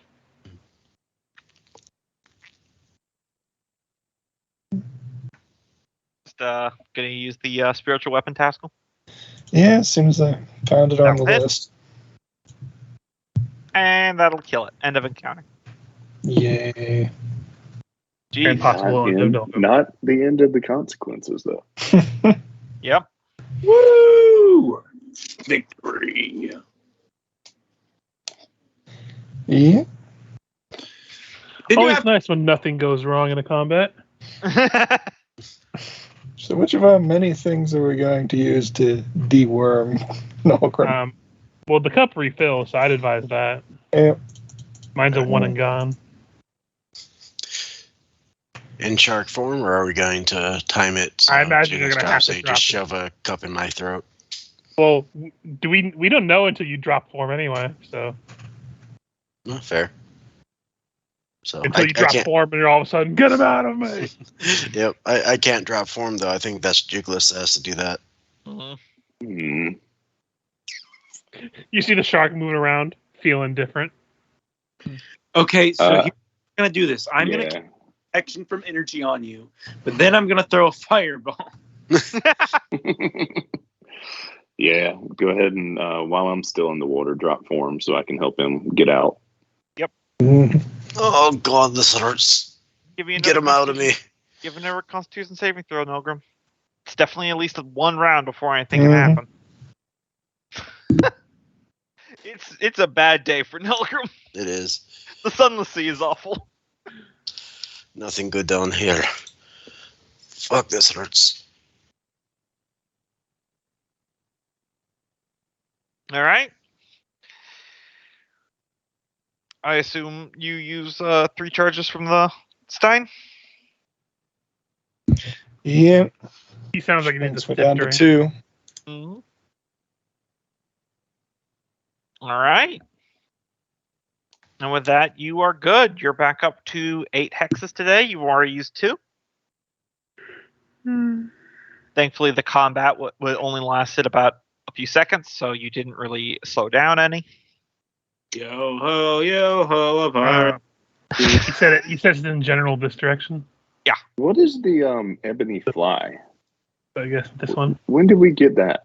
Yeah, Oh, I have it on my person. It's a item I can use to speak a command word and have a sentient fly that understands my language and obeys my command. Giant And you fly can that ride could- it as a Giant fly. I could ride it technically. ride it as a mount for 12 hours. Mhm. Yeah, Do but you it has wanna like go up? it has very low hit points. But it's good for Do you getting wanna- from A to B. Yeah. Do you want to But go up and scout the ship? If they see me and fire upon me, I fall into the water and die. When I Do say you this want thing me to doesn't go have, up and scout it? well, currently I'm the one that's tracking it on the boat. If someone wants to do it and do that, they can. But again, all it takes is 1 shot on this thing and you plummet. So it's not really good Oh, for it has 0 hit points. if it drops Wait. to 0 hit points, it refers to a figure. Yeah. I don't It see has how like many it has. it's on another tab. It's also a creature Okay. sheet. Yeah, it probably has like 10, 12 hit points. Yeah, something not much. Yeah, that's not good. So 1 shot it turns into a figurine and then you plummet into the water and Yeah, Good luck finding 11 AC, 19 hit points. 60-foot So- fly speed. yeah, it's gonna get hit easily. It's not. I don't think it's meant for situations where you could possibly get hit. It's probably good for other things. It's not a combat bout, but it's a very utility based one. And no gonna be trying to take a short rest, so let me know when. I was gonna say if you don't want to take a short rest, but in the future, like I don't think it matters on the boat. But remember, I have that flute that can cast catnap, so you can get a short rest in 10 minutes whenever we need it. Yeah, yeah, but right now I just want to get the hit points up a bit. Yeah, no, I'm just saying for Yeah. future reference if you ever need it. I can do it up to 3 people, so they can shorten that short rest. Okay. So, But do I yeah, have time to do a short rest? Oh yeah, absolutely. Okay. And I think it's this direction we were heading. 2 dice. All right. Because you said it was generally this direction-ish. Yeah.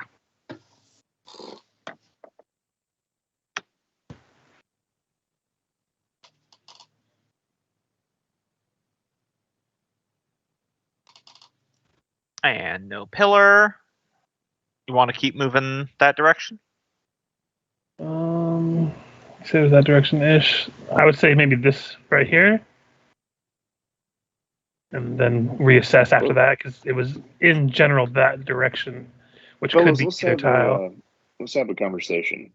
We're not faster than them, so we're not going to catch them. And this is me out of character a little bit, realizing that we don't have speed advantage or anything. Would we rather sit like at a choke point, like right here, or go back and sit right here and wait for other ships coming through those choke points so that we can actually ambush somebody instead of chasing something we can't catch up to? I mean, that's a possibility, but this is only the second day, and who knows how long it's going to be before they come through. And then I'm worried about like the crew getting antsy if they're not having a goal, because they already said that this isn't the most highly trained crew of any that we've ever gotten. Which I hope you guys have been deducting your rations for the crew. Yeah, this is the second day, correct? Yeah, only the second day, so it's not like a big deal. But I haven't, but I can just go edit it real quick. Yeah. Great, let's head back, and then we'll just wait at the entrance with our lights turned off. I think The that's only the downside only is way. if they were trading something valuable, then they don't have the thing that's valuable. Is the only issue. Yeah, but we're not going to catch them. The only way we're going to catch up, it feels like, is once they've gotten to port, and we're not going to ride up into a drow fortress and attack their trade. Because I agree. Jiggles knows this is the direction toward the fortress, correct? Yes. Yeah, Gombo gave me a map of like what Jiggles knows under the sea.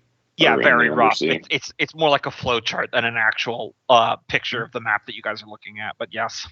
Yeah.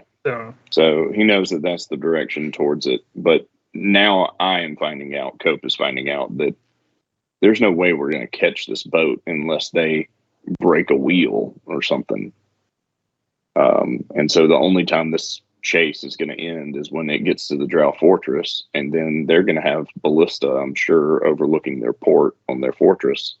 It's not like we're going to roll in and plunder their ship. So call it a learning expedition, and we go back around. I think realistically, the only way when we're the slower boat to catch a bigger boat that's faster is going to be for it to roll into us and us ambush it.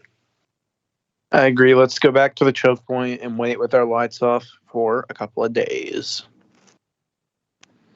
Okay, so and if that doesn't work, we can head up to the Whaler Sea, which maybe has.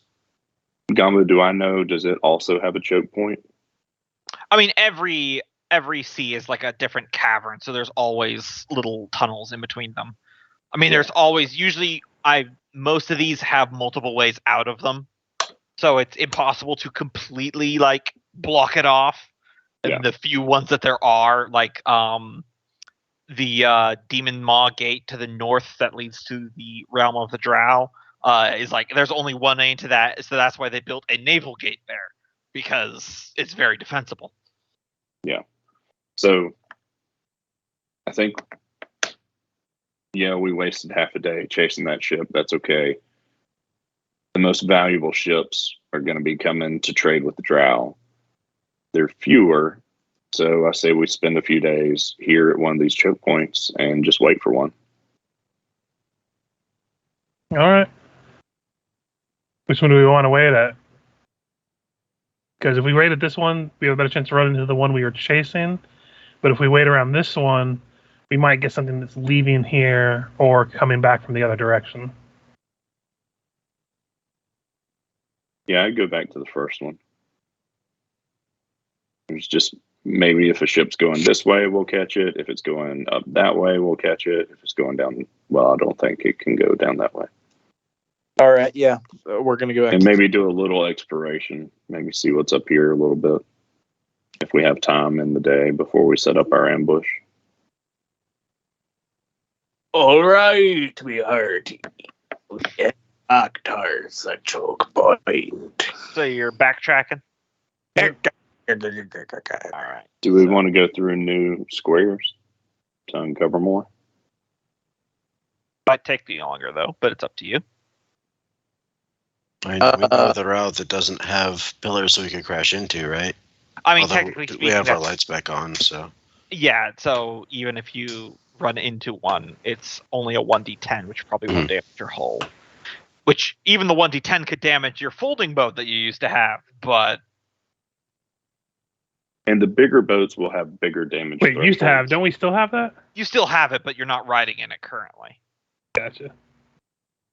I misspoke. That's important. Who has that in case they get knocked overboard? It's just in the bag of holding, so. Me, I guess? God, if I die and get lost or something, all of the possessions are gone because I have the hat and the bag of holding. Maybe give one to Taskell. I don't know. I keep offering, but no one else wants them, so I just hold on to them. A Jigless will hold it. Well, yeah, not counting Jigless.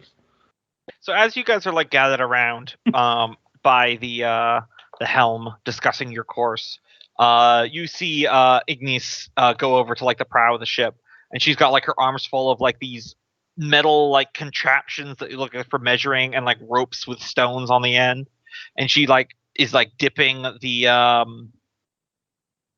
ends of these ropes in there and measuring and going and shaking her head and everything at that.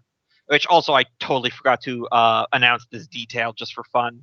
How they keep track of the rotation of the ship for navigation in this infinite darkness is they call it clicks on the wheel. This is something that Jigless would know, where essentially they rig up the wheel so it makes a distinct clicking sound, and they keep track of the degrees so you know where the ship is turned. Mm-hmm. Sorry, that was a lot of detail all at once, but it just popped in my head. But yeah, you see Ignis doing all that.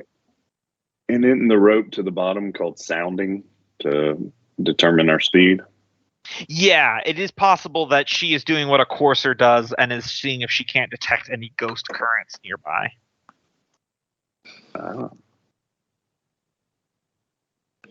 Riding a ghost current, if you want to explain this to the fellas, it can boost. I have no idea.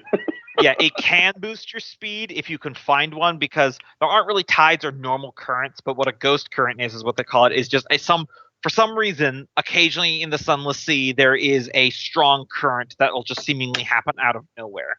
Think of it like a rogue wave in real life, but underwater. So if you see 3 glowing arrows and you ride your boat over that, your speed increases greatly. Yes, or it'll push you back the other way. Or sometimes one will hit you on the side of the ship without you knowing it, and it'll alter your degrees that you're traveling. You'll start heading off in the wrong direction. I don't want any of that. Yeah. Welcome to the Sunless Sea. And the faster you go, the harder it'll be to steer, even though in real life, that's the opposite. Mm-hmm. Assassin's Creed. Ignis, do you detect a ghost current? Hey, unfortunately not. And out of character, I did roll for this.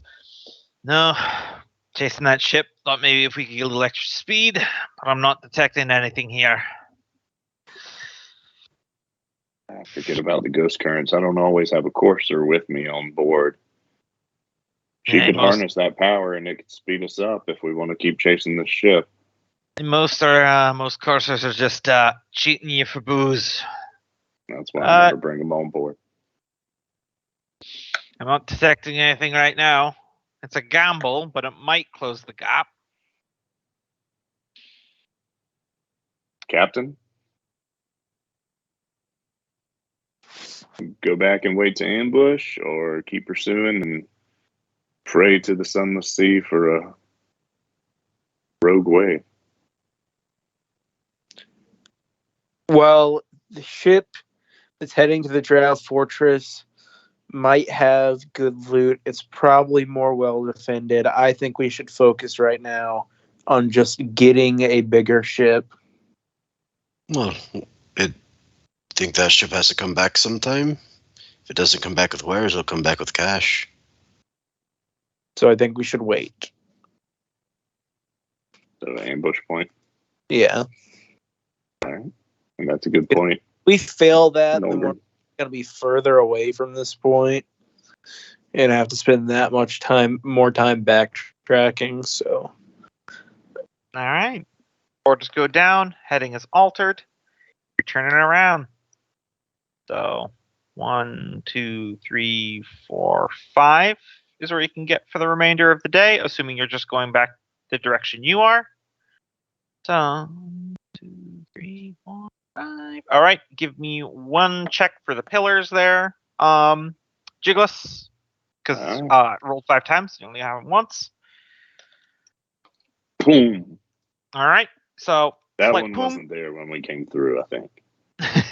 Yeah, because each one of these hexes is 12 miles, and so even though that these pillars are like 60 feet in diameter, that's still very small over such a vast spot. That's why I'm not marking them on the map, because you could be going past tons and not even knowing it. Yep. God damn it, Jigless! Just a little rubbing, sailing.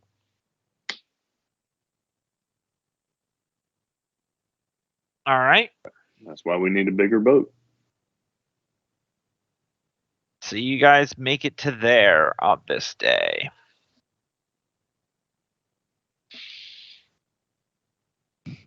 And you did not want to set up your choke point ambush here. You want to do it somewhere else, right? Yeah, I think we want to do it the first. I think we want to do it one more square over. So do y'all want to go up and explore right here for a minute and then come back down here? Set up? Sure, yeah. Why not? I was just to be the little advocate here. I was gonna vote for setting up here just because anything that's heading towards the Sea of Glass is probably gonna have a chance of having better stuff on it than anything that's heading up here to go whaling. So if we waited here, I think whaling was back up here. But I thought you said there was a way up this way too. So I mean, we can go up there and explore. We still have some time in the day. Let me check my map. Yeah, they could go up there to go to the embassy, I think. That's why I was thinking about waiting here because there's a chance. It might not always Can be we guaranteed. see that far? It's not really with the even with the spyglass. It's just going to be black on black. There's not enough like terrain and stuff for you to differentiate. At best, I'm probably just going to be able to see a light. I would say let's wait here because if a ship's going this way, or this way, we're going to hit it here. And the most important thing is the ship right now, not the plunder. Okay, new plan. Let's construct a structure around our ship to look like a big wooden horse. Yes. And we'll sail up to the Drow Fortress, and they'll think, oh, it's a gift. A seahorse. Yes, and they'll accept us into the fortress, and then at night we'll come out and we'll slit all their throats in their sleep. And that'll be that. That's a great plan until a giant wooden spider descends from the ceiling and eats our wooden horse. I also don't think Drow sleep in this world. They trance, yes. Yeah, so for 4 hours they're in a trance, but they still can see things when they're in a trance. They just can't actively perceive, I think. Mm-hmm. Same goes for like elves and stuff. Yep. Don't trust things that don't sleep. So it is the next day. What's the heading? And by next day, I mean it literally took you all of yesterday to reach this point. You're still continuing. I guess Yeah, just poke up here real quick and then head there, just to kind of map it out a little bit. Okay. Yeah, definitely. Yo ho, a pirate's life for me.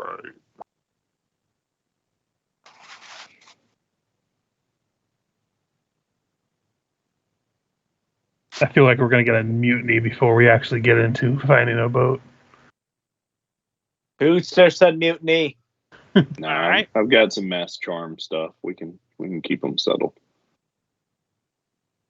I was gonna say keel haul them, but then I think the robot ones would actually try to do that to you, Fergus. So count yourself lucky. I kept that to myself. Oh, yeah. And give Still me got another to figure out roll how we're gonna kill Fergus. for the pillar. Okay.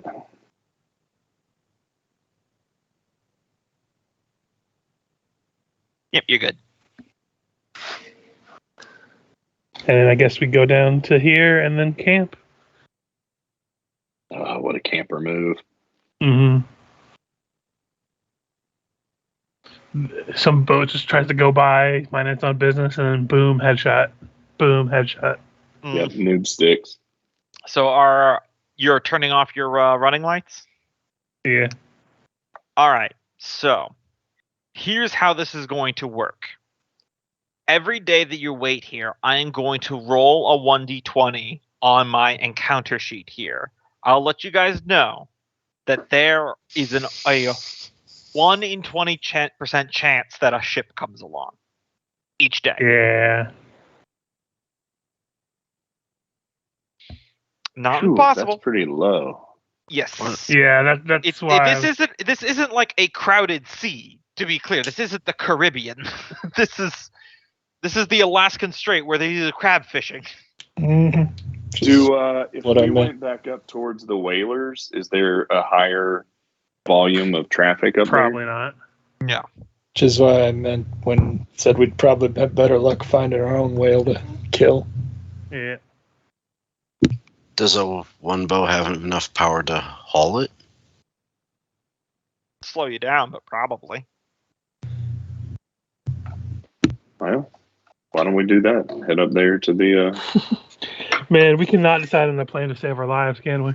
Mm-hmm. Fuck you. Waiting at least 3 days here. In 3 Alright, days, no ship comes by, I'm good to leave. But we're sticking to one plan for at least a fucking minute. Like we haven't even just stuck to a plan for a Sounds full good. day yet. So yeah, All let's try 3 days wait. All right. Papa Squan, here we go.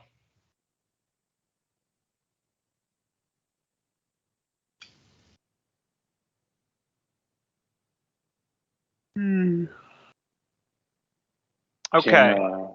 Can Tasco ask our god if a ship is coming? I mean, he probably could. Will a ship show up in 4 days? Will a ship show up in 5 5 days. So 3 days do pass. I will need everyone because I forgot I've had this rule for Dread here. As in these days, pretty much nothing happens, so we will roll for Stress and Dread. So everyone give me a DC 20 Charisma saving throw for each day. No problem. What do I look like to you? I failed all of them. Milgram failed too. All Okay. right. Second, for I'll each- see if I succeed, but then I can give some bonuses to people in a minute. Just so you guys know, for each consecutive one you fail, you take a -1 to all intelligence, wisdom, and charisma saving throws. As the stress of the eerie, almost unnatural silence and oppressive darkness of the sunless sea presses in on you. I don't guess that a 12 succeeds. It is DC 20, and everyone that you fail effectively makes it harder. I think Jigless succeeded his last one. Nilgrim succeeded his first one, but failed his next two. Mm-hmm. I failed all three, so. Mm-hmm. So that's a cumulative -3 to all that stuff. Yep. God, 20 is high. Come on. Yeah. Well, it's supposed to be nerve-wracking out here. Yeah, but with a 20, any just Tom, Dick, or Harry that's manning these ships is going to go like crazy after like a day or two. Okay. Yes! Did That's anyone, the point. did anyone fail a roll that they would have succeeded if they got a +5? Yeah, I did. Okay, Milgram would have saved 1, 2. Would have saved both of them. Okay, I'll use 3 of the flashes of inspiration to make you guys succeed those. Okay. But I guess as a result of keeping your guys' spirits up, Freya is in fucking miserable shape. Look at this. Mm-hmm. So, the 3 days have not been kind to you and your crew. Though nothing has gone wrong, it is really starting to stress on people. Weirdly enough, the cultists are the only ones that don't seem to be really feeling any stress about anything, because they're on a religious, spiritual journey. Did the 3 days pass? Did we not see any? Yeah, I just rolled for the 3 days. Okay. No ship in 3 days of waiting, but the crew is very much getting antsy. You see, you see one of the few Drogar that you have on the ship. He's looking over the side. He's like, "Oh, we've attracted a dire leech school. That's a bad omen. Circling the ship, waiting for us to fall in. Either we die and they get us, or so they draw in something bigger."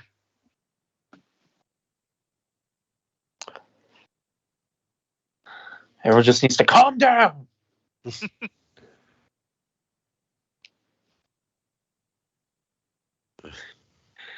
All right. In this plan, then. I guess we're going whaling then. Yes, so. Let's see here. Cue sad SpongeBob music. As everyone starts to move towards the stations, everyone, I rolled a stealth for this, but everyone's passive perception is high enough. You see the water begin to, you know that thing where something large is moving through the water and it kind of displaces it? Mm-hmm. It's coming towards you. Mm-hmm. Yep. You see that coming towards you, and then it goes down, and there's an explosion of water outwards as a large creature has one of these giant eels and leeches in its mouth. Sorry, not eels, leeches. And this creature, it kind of reminds you of a shark without eyes, but it's got humanoid torso and arms that kind of goes down to a merman fin. Jiglus, you recognize this as a blind brute. It is a very large sea creature that generally likes to bludgeon and smash ships to pieces. So I will pop over to the encounter map and set this up for you guys. This is what I rolled random encounter wise. It was such an amazing connection of rolls. It was such an ecosystem where first some dire fish found you guys and they were kind of just kind of around it, but then the dire leeches came along and ate them, which then in turn attracted the giant shark monster, and that was the 3 days. And it was amazing how I just had a little miniature National Geographic moment while you guys were sitting there waiting. It's going to end in the destruction of our boat. Let's see how many dire leeches showed up. I'll just do this. Okay. So all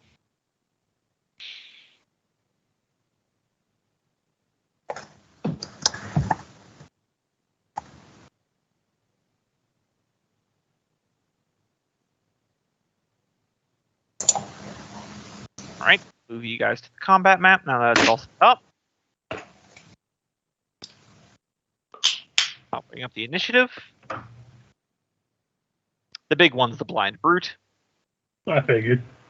Is it submerged or above the water? It is currently above water right now, but it could just as easily submerge on its turn. Oh yeah, go ahead and put where you thought you would be on your the stations. I just left you guys where you were on your last encounter.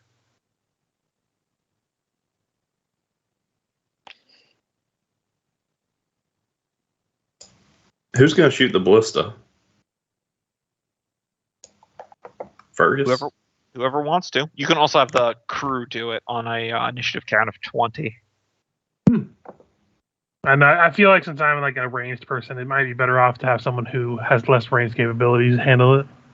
Yeah, because it's basically just a normal ranged weapon that does 3d10 plus dexterity damage. Nothing fancy. I mean, good damage, but nothing fancy. And then the crew on initiative count of 20 can reload it for you rather than you having to take an action to do it. But it is the Blind Brute's turn.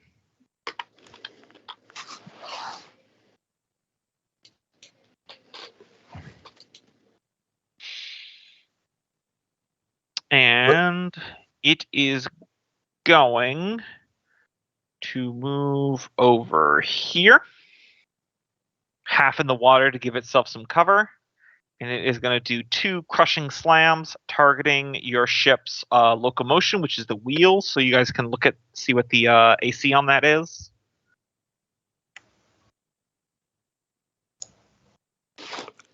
Pretty sure those hit, though. Yeah, 12 AC. Yep. So hold on, I realize I left the token with your ship. And this one doesn't have any damage threshold, right? I think it should. Hold on. Because it doesn't show any. So yes, then it doesn't have a damage threshold. There we go.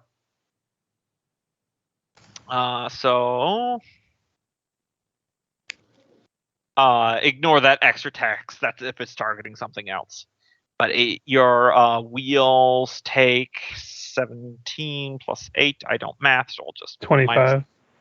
Oh, it's exact. So that'll reduce your ship's speed until you get that fixed, and then it is going to perform a gulping bite against the dire leech right there, which will hit 220 and nearly kill the freaking thing.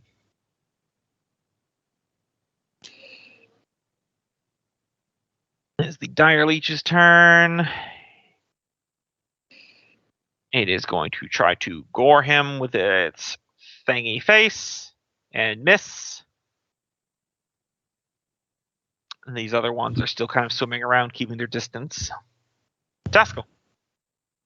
Mm-hmm. Yeah, I suppose bonus action to spiritual weapon. It's the dangerous shark brute. Yep, that'll hit. And take a pot shot with my crossbow. So find anything on this list of attacks. That'll hit. 50 damage, nice. Alright, Fergus.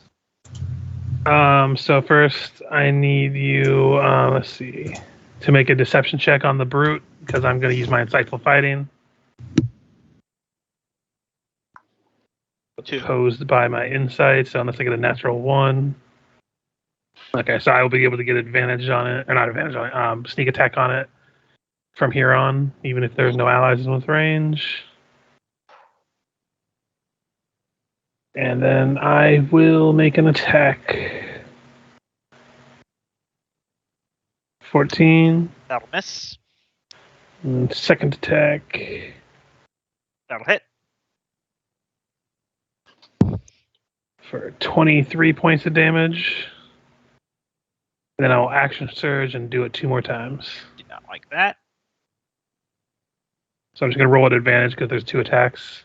Mm-hmm. Second one will miss, first one will hit.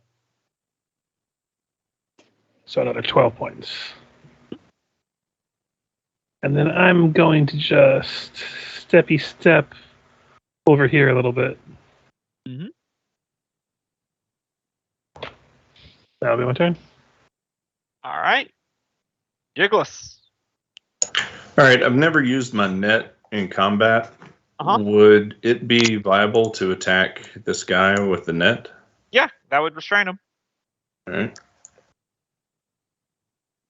You would have to get closer. You couldn't obviously throw it from there, but 20. Yeah, it says, I think it has a distance of 15. Nogrim, you want to go swimming? Not this time around.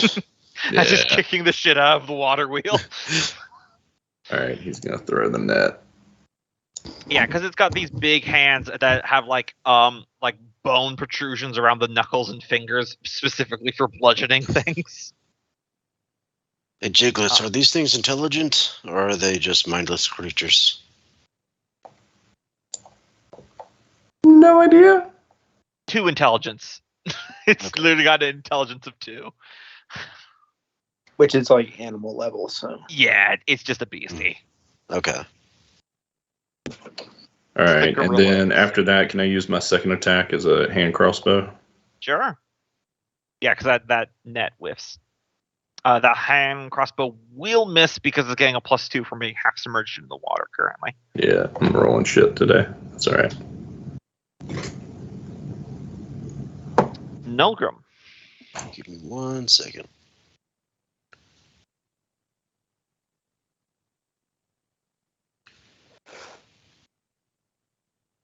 Oh, never mind. When I attack with the net, it says you can only make 1 attack. Oh, either way it missed, so just record the ammo that you didn't fire. All right. I think Nulgrim's going to go ahead and bring about Aberrant Grudgebound, the Hate Drinker. Mm-hmm. Oh, have you? I don't think you've used this one I yet. don't think I've used this one either. One day we'll see the judgmental one again. So, We've seen this one before. well, yeah, it's because I it's don't the vault remember one, this but guy. this one, he looks like. Oh, actually, you can go ahead and I believe I wrote the description there for you. Hate Drinker, yep. Equal parts smoke, ash, and twisted dwarven flesh. This aberrant burns like a living furnace. Known as Hate Drinkers, these grudge-bound loathe all that has not reserved retribution and use that burning hate like a weapon. They drift aloft upon smoky bodies and unleash beams of pure psychic rage upon their foes. Yeah, it flies. So he's going to pull this one over here or summon it there, flying. We'll say 20 feet up. Mm-hmm. And does it attack on its turn? On this turn? Yeah, at the end of your turn, yeah. Okay. So then, yeah, he'll go ahead and fire. I think it's multi-attack, right? Yeah. Mhm. Yeah. So 2 attacks. Hit. Okay, so 14 and 13. All right, laying into it. Do you want to put up a health bar for our ship? It seems like you had color coded them for all the tokens. I don't know if you guys can see this, but this little Millennium Falcon right here. Gotcha. Let me do it so you guys can see it. It's I would do it on the actual ship itself, but it's not a token, so it's because if it was a token, it would make this entire thing clunky. It's on the map layer, so no worry. I'll just keep track of it for you guys. I just appreciated the different bars and the different healths. Yeah, if you guys come up with a good idea, you think how you could record this, it's a shortcoming of Roll20. I'm all ears, but can you leave it so we can see it? Sure. Like up here, because I feel like we'd be able to see the physical damage and. Yeah, you're at 75% on red. Yeah. And then I believe it is Freya's turn. All right, first things first, casting Branding Smite at 3rd level.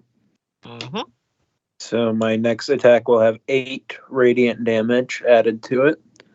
And then I will use my Eldritch Volley Cannon on the big hairy fish. That will just narrowly miss. Are you fucking kidding me?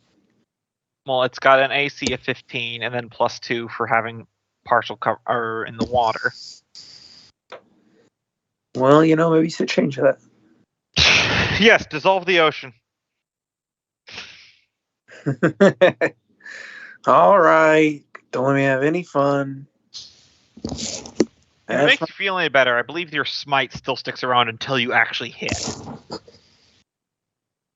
Yeah, I think so.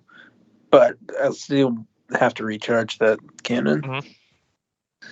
But yeah, that's my turn. Okay. The Blind Brute has taken one hell of a pounding, So it is going to use its Gulping Bite on that leech next to it, which it will miss. And then it will take an attack of opportunity from the leech as it dives down below water. I'll put a little green dot, and it's going to swim underneath your ship. Mm. So that's not good. We're gonna have to go in. the leech does hit. So it takes another 4 points of damage. And then you guys hear a boom, boom, boom as it's going to try to punch the underside of your ship. It hit.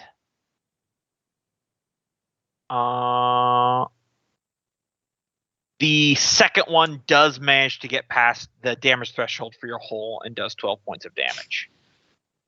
Because remember, thresholds are not DR. It's just if it meets 12, then it does the full damage. But if it's under 12, then it does no damage.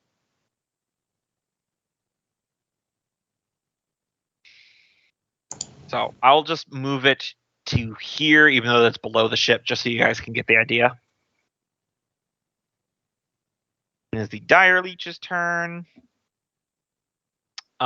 This one will pursue because it's got the blood sent now.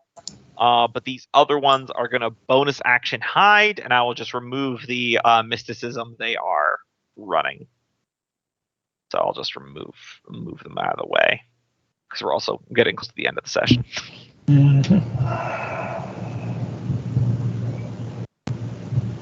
I wanted the Sunless Sea to be dangerous.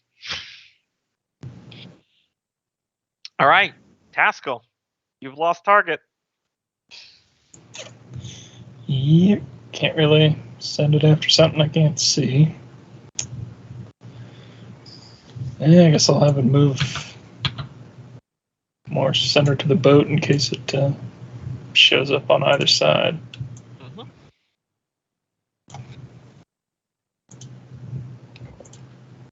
Okay. Can't think anything for me to do proper, so. Does Jiggles know? Will this thing just sit underneath the boat and pound away? Quite possibly. Yeah.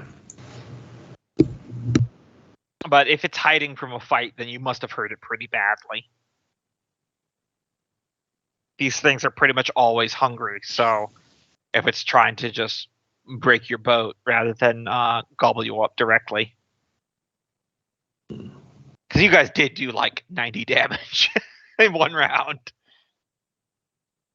So that'd be Fergus.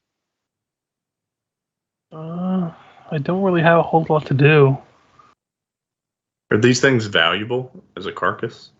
Doubt Not it. like a bitter whale, but you might be able to harvest some stuff from it. It would be a meager payday, but it would be a payday. Ivory, if nothing else. They have ivory. Ivory claws. It's just bones, Gee. essentially. Bones. I guess I just wait here and prepare to fire at anything I see. I don't really have anything else to do. You can dive into the water and attack them. You can hold your breath Yeah. for like 10 rounds. Yeah, Jump but I it- don't have a jump it. I don't have a crossbow, and firing a bow underwater is going to be a little harder, I imagine.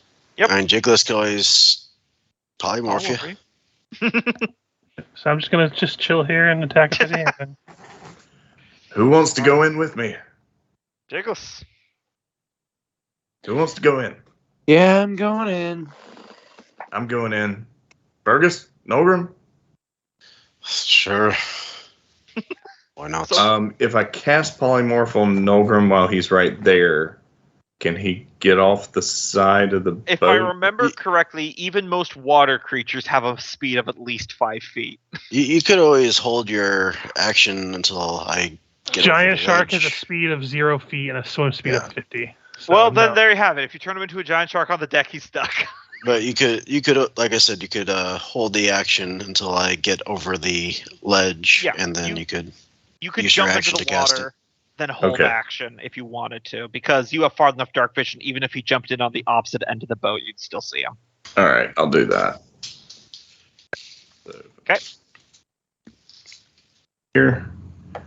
And hold action to cast polymorph on. Oh, I'm gonna put up mirror images. Oh, I can't do that same You time. can't do both. Yep. So hold to polymorph. Okay. Oh. 5, 10, 15 to get into the water. Mm-hmm. Cast it on him. Can I cast spells underwater? Yes.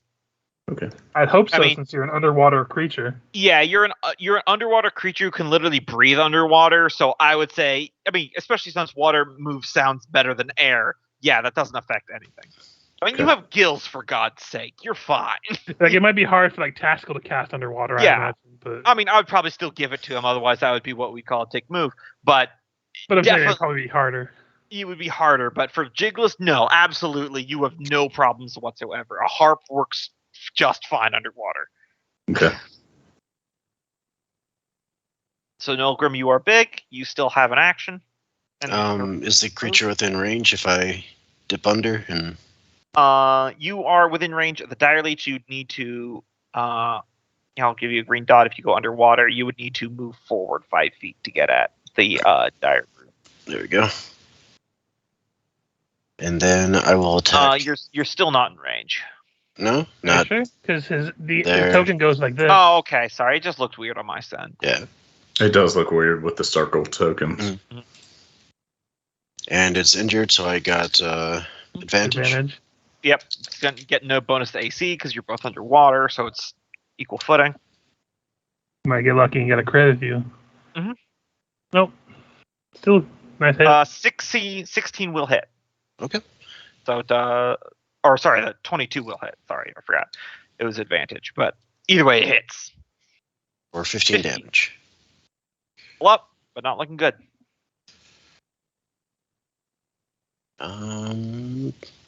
Yep, that's my turn. Okay. Freya. All right. I recharge my Eldritch Volley Cannon, jump into the water, Nice. He's got no cover from you now. and fire it off.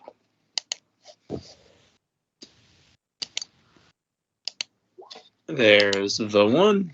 Ooh. On. Damn it, you roll bad on that thing. All right. Man, but the damage is so good. Look at that. All right. 86, Jesus. And you're going to stab it. There you go. And you still get your branding smite. 8 on top of that. It is on death's door. It is its turn. And it is going to just go all out on Nilgrim. Okay. So it gets 2 crushing slams and a gulping bite. Hit. I assume. Hit. Yeah, my AC's 13 in this form. Right. So there's that. And then gulping bite. Oh, man. It misses on its Miss. bite. That's the one it needed to hit with. All right. Now the Dire Leech is going to try to bite it because it's the most wounded, but it will miss. Taskell, how you doing, bro? Mm-hmm. Just growing out my beard.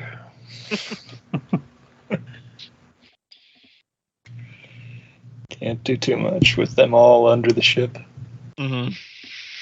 And my pesky oxygen addiction. Yeah, you just see a few flashing lights and the ship is rocking slightly. You just turn to Fergus. Probably really impressive looking down there. Fergus. Jigless treading water. Next time it's you, Taskell. I try to make myself look important by manning the helm, but I do not do anything else because I can't do anything else. A Jigless. Oh yeah, I forgot I should contribute. Hand crossbow. All right. my- Shooting the brute or the leech. The brute. All right. That'll hit. Oh my god, it is so very close to death. I'll let you know it's at 1 hit point. I really wanted to kill steal that. Exactly 1 hit point. Don't you have 2 attacks? Yeah, you have a second one. With the hand crossbow, I don't know the rules in 5e. You bonus bonus action to action reload. Oh yeah, bonus action reload. So it's like that'll hit and that'll kill it. Grab You its somehow- carcass. You somehow kill steel with the tiny little arrows. Pew, pew. Jiggles will motion to Nolgrim to come help him carry it away. It doesn't see. Well, it probably floats if it's. No, Norgrim's going to take a bite at the leech. Smart. That one's injured too, or no? It is. It is, alright. So. Yeah, that'll hit. 16 I know. damage. That'll kill it. All right. All right. Recover the corpse of the thing with ivory. Yep. The crew starts getting out hooks and ropes to start hauling it on deck, and we'll address that plunder and how quickly you can get out of the water before the leeches come back for all that yummy blood. Yeah. That's the risk about hunting here. This place is filled with giant leeches, and that's where we will leave it for tonight. Da-da-da-da-da-da. Good session, everybody. I didn't know our first plunder would be Hammerhead Shark. Hammer Hands Shark? It's probably a better name than what I can aim to. Hammerhand shark.